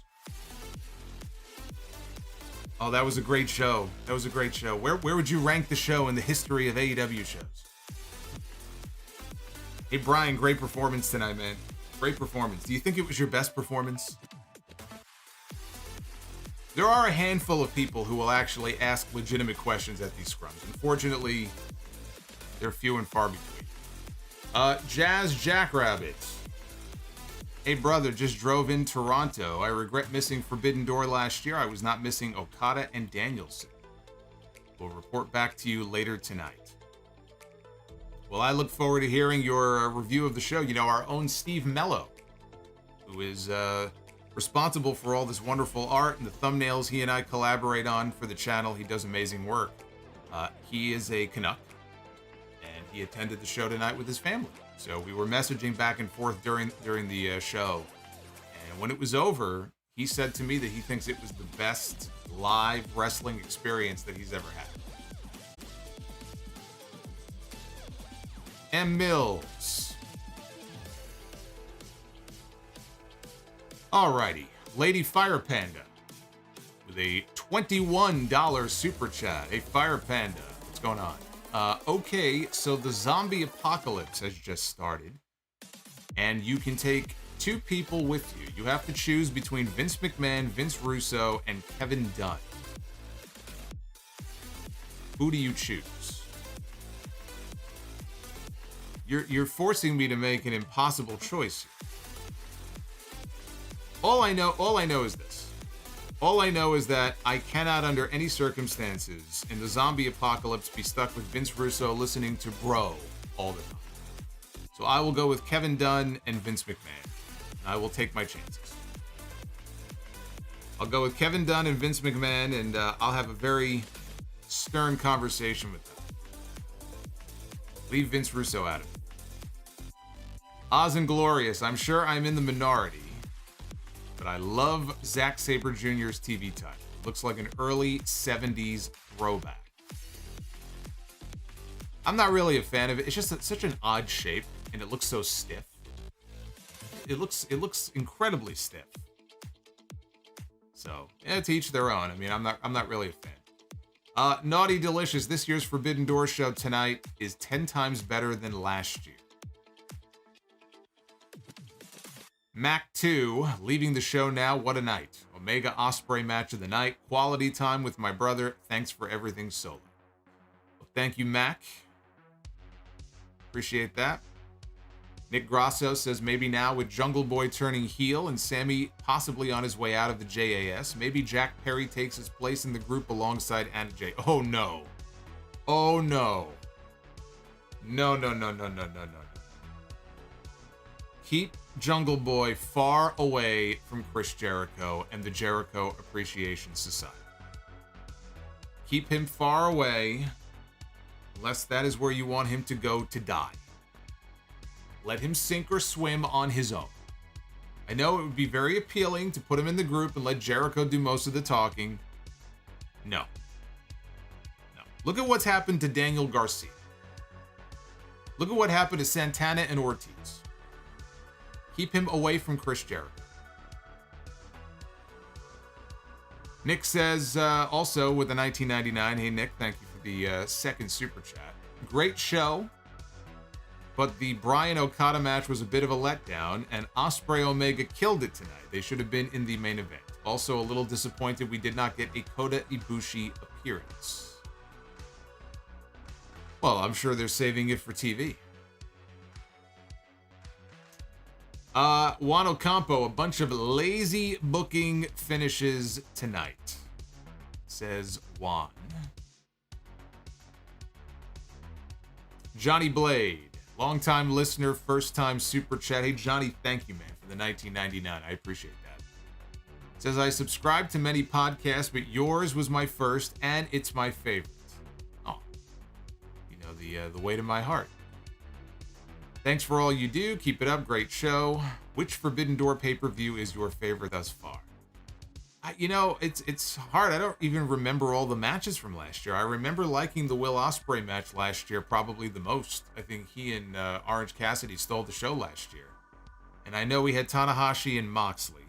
We had the four-way, which was going great until Adam Cole got hurt. And I know we had the Claudio surprise when he made his debut against Zack Sabre Jr. So those are the main ones I remember, and I guess Sting and Darby and Shingo were also in there. And I know Jericho, Sammy, and Suzuki, I believe, won their match. But I just don't remember the entire card. I just know there were so many big names missing from that show last year. And last year's show was great, but there were just so many big names I wanted to see on the show that were injured and were not available, or they got sick. You know, they weren't medically cleared. And there were matches like a Danielson and Okada that I would have loved to have seen last year. We got it this year. So, as far as which one I liked the most, I don't know.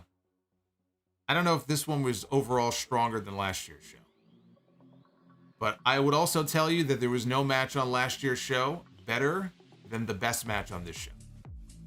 There was no match on the show last year better than Ospreay and Omega tonight. That I can tell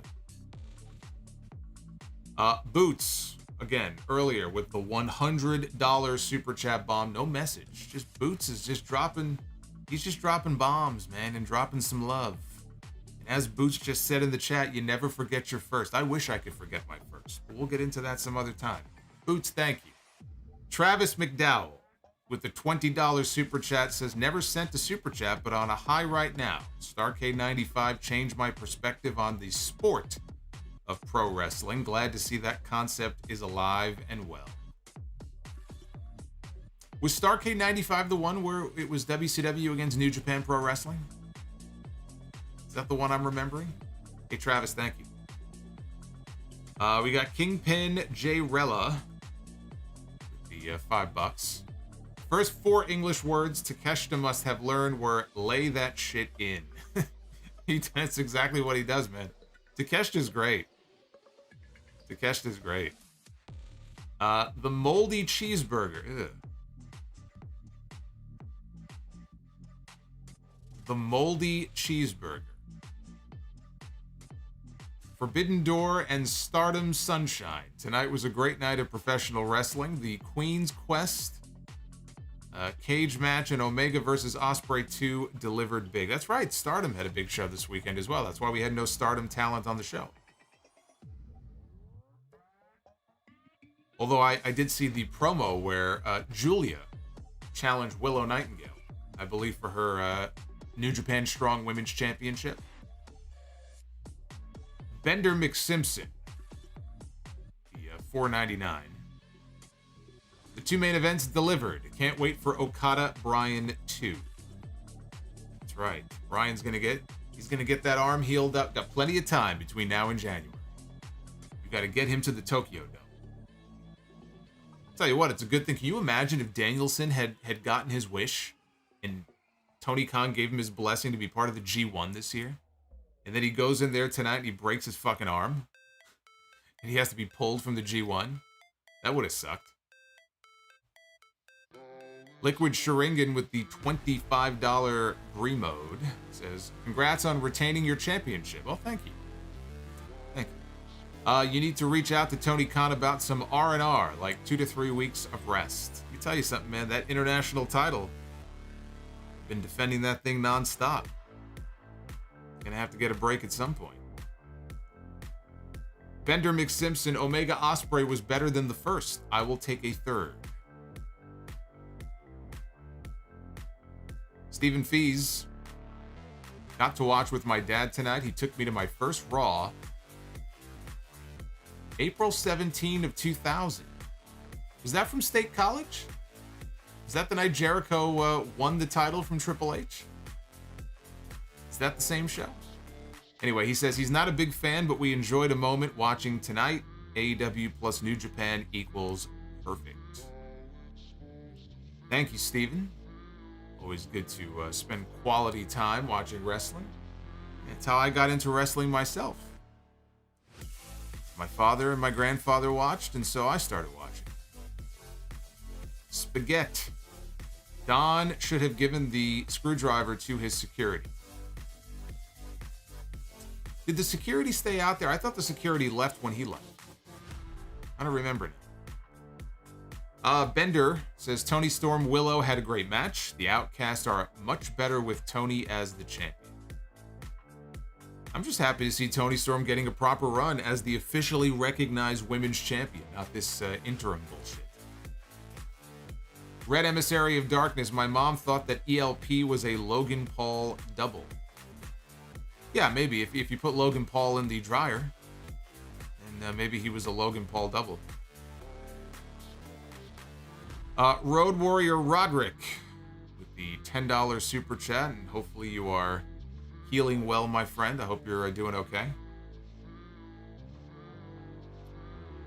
Roderick says, what a war between Ospreay and Omega. My God, that alone was worth the price of the pay-per-view.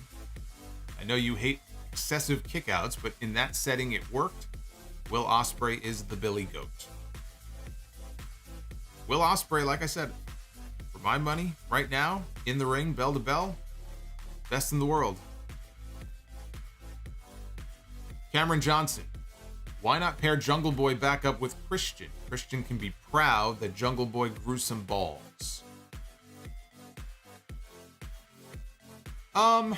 Yeah, I mean, you could do that. I mean, I don't know. Putting him back with the dinosaur would kind of feel like a step back, though. I'll take that over putting him in the JAS, though. Keep him far away from the JAS. Road Warrior Roderick says, Toni Schiavone is absolutely useless on commentary. There's 10 different ways to use him effectively in that company, and that is not it. I was enjoying the Taz Excalibur Kevin Kelly trio for the first half of the show.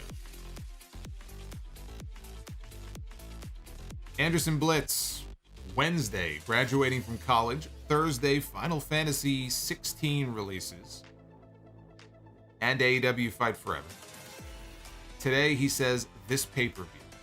An incredible week. Right? You got Money in the Bank coming up on Saturday. Bender. Man, Bender is on a bender tonight. Holy shit. Bryan said he has a fractured arm and is out for 6 to 8 weeks. 2 months will fly by. When will the rematch be? Wrestle Kingdom. There you go. Wrestle Kingdom. You got to do it on the biggest stage possible. Right? So if you're not going to do Wembley, you do it at the Tokyo. I want to see Bryan wrestling a few matches in Japan. That's what I want to see. MH Nova says, good night, Solo and the GWO. Taz called Collision Rampage. Yeah, I did notice that. He called it Rampage. It was actually Collision. And you see, the other announcers are so afraid of him, they didn't want to correct him. It says, Darby graphic scene during Eddie's entrance. Jungle Boy is a heel after Cage turned heel on him. What the hell is happening? Darby during Eddie's entrance. Eddie Kingston? I must have missed that. Also, Hobbs Ricky Part 3. Yet no Swerve and Keith Lee match yet. Yeah, I would give up on that. I would give up on the whole Keith Lee Swerve Strickland thing. It's clearly not happening. I don't know why, but whatever interest I may have had in it, I've basically lost all interest. I don't really give a shit if they do it or not at this point. I have no idea why they never gave us that singles match. Jazz Jackrabbit, CM Punk heat was nuclear. Definitely gets a reaction from the live crowd. Punk had the most amount of people standing during his entrance. Hate is a very motivating quality, so I am not surprised. And Jazz also says, biggest pop of the night was Omega kicking out of the one-winged angel. Crowd in my section were standing for the rest after that. It was amazing. Yusuf. Only dream match left for Danielson is Gunther, to be honest. Yeah, that would have been... Although, I don't know. I mean, maybe for the sake of his health, maybe it's good that he doesn't get in the ring with Gunther. Probably better for his health that that match doesn't happen. Dr. Scorpio says, I'm blind, I'm deaf, I want to be a ref. Well, those are the qualifications to be a referee in AEW, so if you meet all the criteria, you too can be a referee. Oz and Glorious, glad you're acknowledging Disco Garcia today. Pay-per-view ruled, but odd that it was Bullet Club free with the two different factions. That's true. That's true. There was, at least on the main card, right? There was no, well, Phantasmo. Phantasmo was on the pre-show. Jazz Jackrabbit, crowd was gassed for the main event. Bryan went face after the pay-per-view, thanked NJPW and the fans for the reactions, played Final Countdown to send off the fans. Cyrus the Virus just got back to the hotel. Wow, the thunderstorm is a sign that Okada should have won. Hopefully we get a trilogy with Danielson or a rematch. Oh, I'm sure we're getting a rematch. M. Mills, thank you for the $10. Thank you very, very much. Yeah, I'm aware that ELP is not Bullet Club anymore, but I just thought he was. So, but then I also figured it's the pre-show, so that doesn't count. Jazz Jackrabbit, most toxic parts of tonight. CM elite marks outside who were yelling at each other, each angry with what the other is wearing. Just so embarrassing. Yeah, that's... You gotta be a bunch of fucking losers to pay to go to a show like this and get into serious arguments with other people because you're a CM Punk mark or you're an elite mark and you're angry about what the other people are wearing. Now, if you're laughing about it and it's just in good fun, that's one thing. But if there were people who were seriously getting under each other's skin because of what they were wearing, I mean, get a life. I think of what Brock Lesnar told to Mustafa Ali on Raw a few months ago. Get a life, kid. G. Barry Free with the $10 super chat. Was there live? Man, the crowd for Kenny and Ospreay was something I have never experienced before. Watching back on the replay does not even give it justice. Match alone was worth the admission.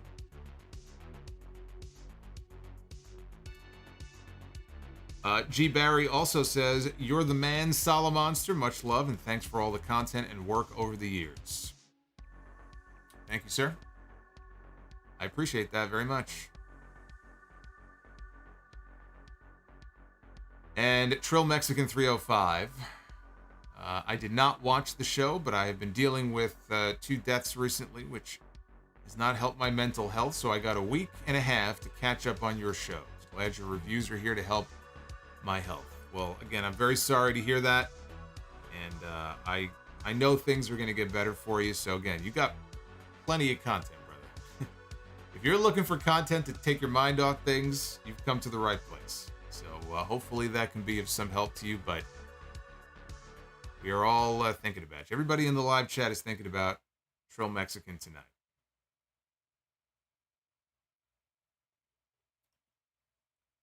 Yes, indeed. Mr. Dynamite says, tribalism sucks. Tribalism, honestly, it's probably the single worst thing about wrestling. It's the single worst thing about wrestling fandom are all of the losers who feel like they're part of some kind of team that doesn't exist. They feel like they're on Team Blue or Team Red or Team Punk or Team Elite. These people wouldn't know you from fucking Adam if you were walking down the street. Some of these people take it so seriously and they act like, you know, you make one wrong comment about their favorite wrestler and it's like you've fucking smited them. You've smited their firstborn. These people need to get out. They need to breathe oxygen. They need to, they've got that beautiful green cut grass outside that they need to just touch. I mean, seriously, what's wrong with you? Reevaluate your life if you fall under that category. I know most people here, you guys don't fall in that category, but if you do,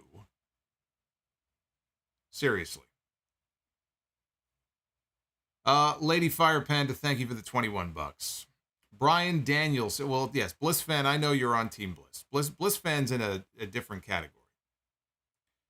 Bliss fan is he is a loyal soldier. But Bliss fan does not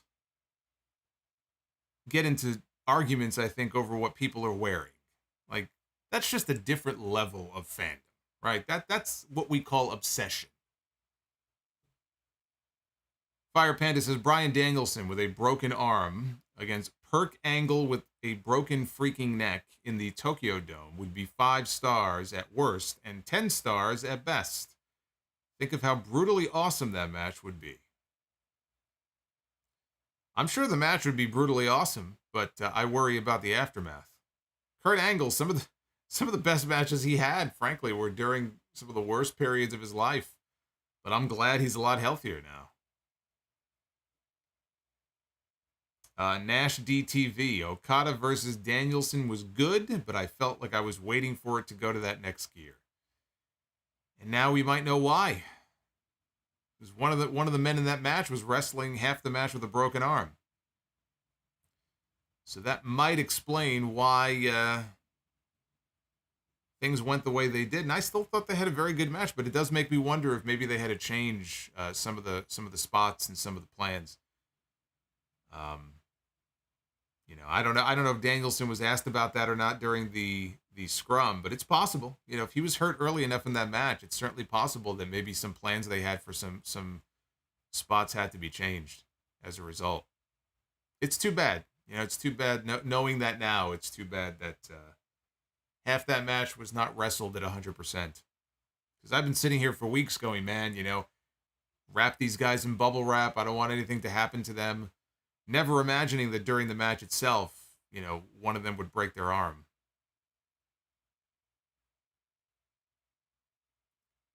TNA Angle was god tier.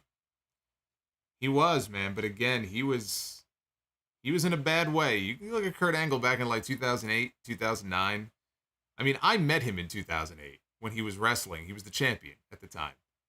And I got in the ring with him at one of the TNA shows. Not for a match, but I got in the ring with him, and I'll never forget just the glassy look in his eyes. He had just wrestled the match with Christian Cage, and I looked in his eyes, and it just looked like the lights are on, but nobody's home. And that's how he was going through life at the time. That's how he was wrestling matches and still putting the work in, and the quality of the matches he was having. It's like he was on autopilot. Scary. Very scary, because he was all hopped up on all kinds of shit back then. But I'll never forget that look in his eyes. Like, this guy doesn't look quite right.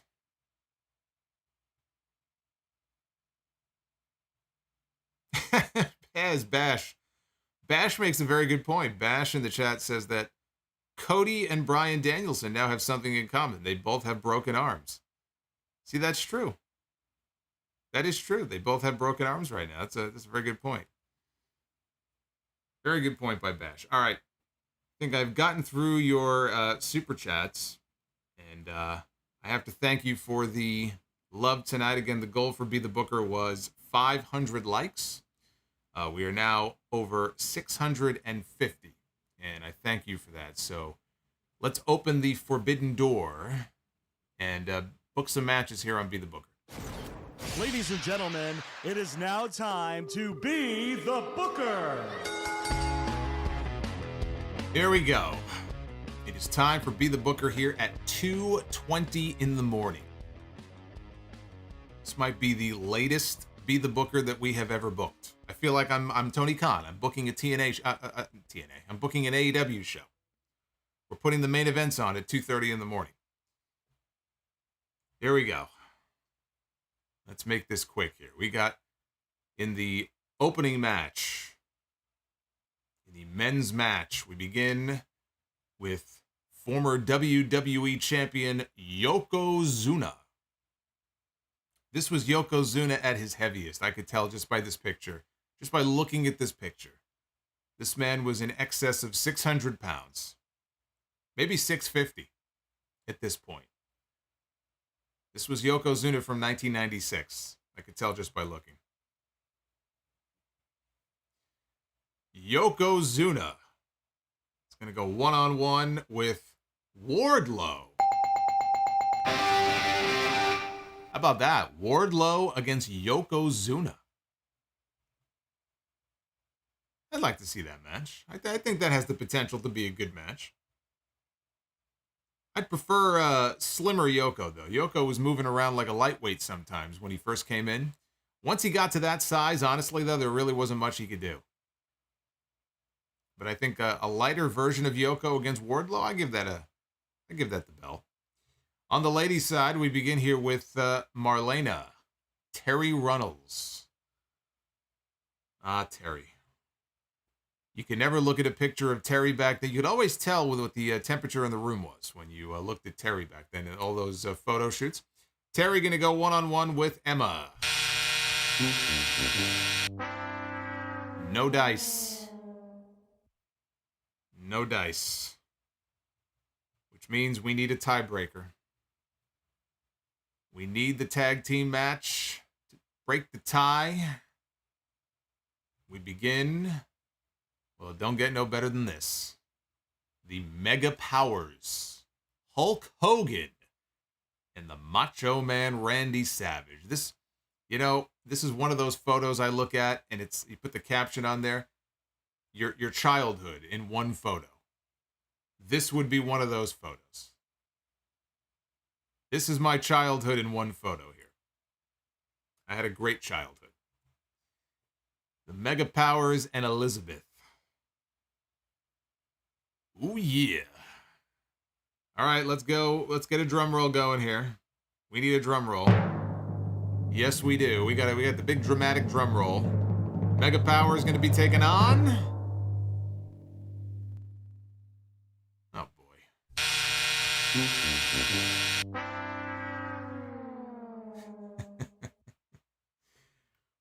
If you're wondering why I stalled, I have forgotten their name. I just blanked on their name. I know it's Tyler Breeze and Fandango, but I cannot remember. Oh, Breezango. Okay, there we go. I could not remember their team name.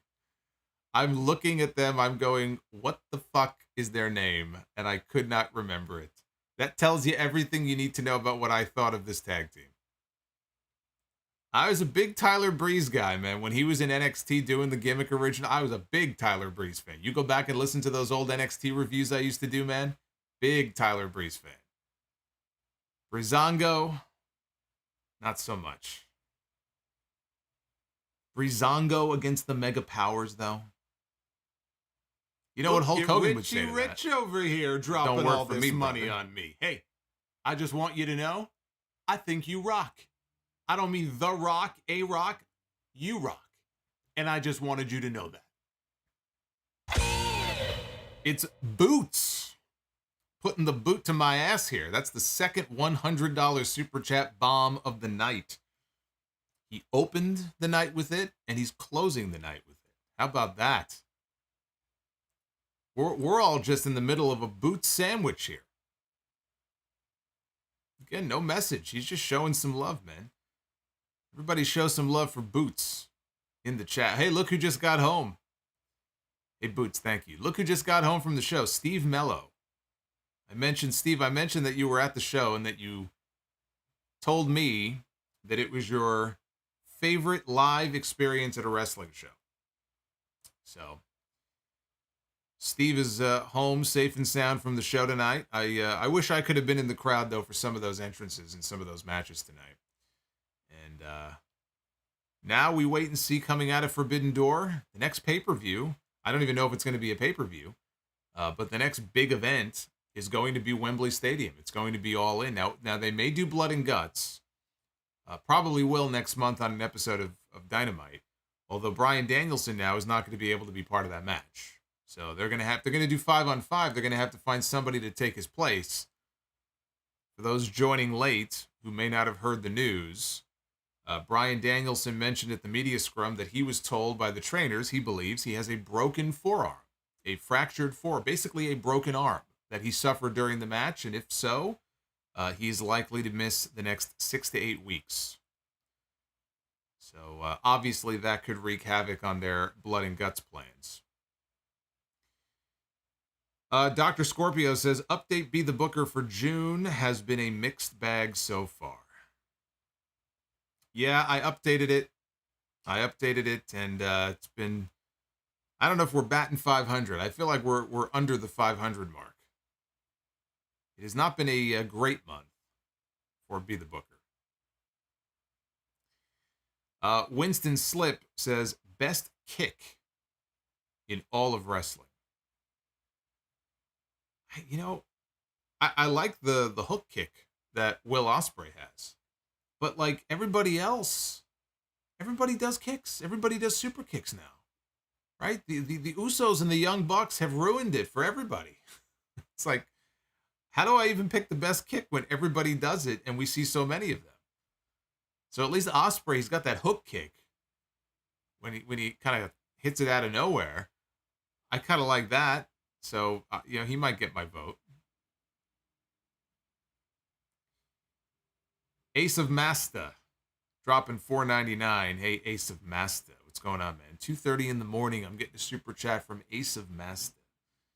Watched an AEW pay-per-view for the first time at Dave & Buster's, and it was a lot more fun than I was expecting. Great show. The 5 hours flew by. Yeah, I've never watched a pay-per-view at Dave & Buster's. I have not been inside of a Dave & Buster's probably in 12 years. I think I did skee ball at a Dave & Buster's, and I lost, and I got pissed, and I vowed never to go back. So, yeah, I'm not a very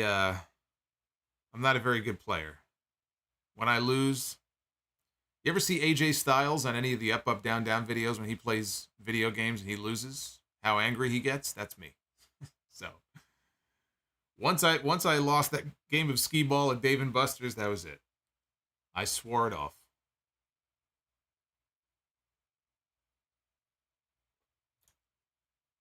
I swore it off. So what do we got coming up this week? Well, let me mention this first. I recorded over 2 hours of episode 814 of the podcast, the flagship show. It is up right now. If you missed it, you have tomorrow. You can download it. You can stream it on Spotify, Apple Podcasts, Spreaker, wherever you get your podcasts from. A lot of good stuff covered in there, including my full review of the Dark Side of the Ring episode on Matt Bourne, the original Doink the Clown. And as is the case with a lot of these episodes, it was pretty dark. But it was also the longest review that I've done for the season so far. So that's part of the show. Money in the Bank predictions. You might be surprised by who I picked to win the men's Money in the Bank match this year. We have 7 people in the men's Money in the Bank match. I gave my predictions on who I think is winning the men's and the women's match. And again, some of you may be surprised by what I have to say about that. So if you missed it, download that. I'm going to be live with you later tonight. Forgot it's Monday. So later tonight, I'm going to be live with you after Monday Night Raw. I'm going to be live with you for the Dynamite review on Wednesday. That'll be the post-Forbidden Door show. So I would expect there to be some new story developments on that show. And then live with you on Saturday. Not going to be here Friday night for SmackDown. I got House of Glory obligations. But on Saturday, 3 p.m. Eastern is Money in the Bank. So as soon as Money in the Bank is over, I'll be live on YouTube for that review. So back-to-back weekends with pay-per-views. It's going to be a busy end to the month of June. Everybody's saying Logan Paul in the chat. You got to listen to the show. Again, like I said, you might be surprised. Dr. Scorpio says everybody dives and everybody super kicks. Pretty much. No, you forgot one, though. Everybody dives, everybody super kicks, and everybody hits a destroyer. Got to put the destroyer in there, too. And Winston says, Doink's finest moment in the WWF.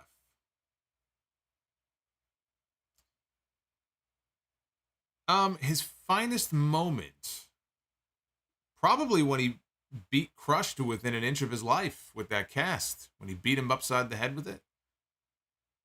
And Vince McMahon was selling it on commentary. I think was it Vince or Gorilla? I think it was Vince, who was on commentary selling it like he had just murdered this man. It was a violent attack, especially by the standards of 1993 WWF. So that was probably his finest moment. He didn't have too many finest moments because he wasn't around for that long. Everybody chops. Everybody flops. Unfortunately, so many of these moves have not been protected, so that's what you end up with. Evil Doink, that's right. Evil Doink was great. Once the camera went off, though, Evil Doink was anything but. So go check out that review. All right, thank you guys for all the love tonight. This has been fun. Again, a great pay-per-view overall. The main event's delivered. And I will be back with you live again in less than 24 hours for the Monday Night Raw review. Have yourselves a good night. I'm going to try to get at least a few hours of sleep here. Steve, I'm very happy you enjoyed the show. I'm jealous, but hopefully you danced to Final Countdown for me in my place since I could not be there. And we'll come back tomorrow night. We'll do it all over again for Monday Night Raw. Until then, take care, guys.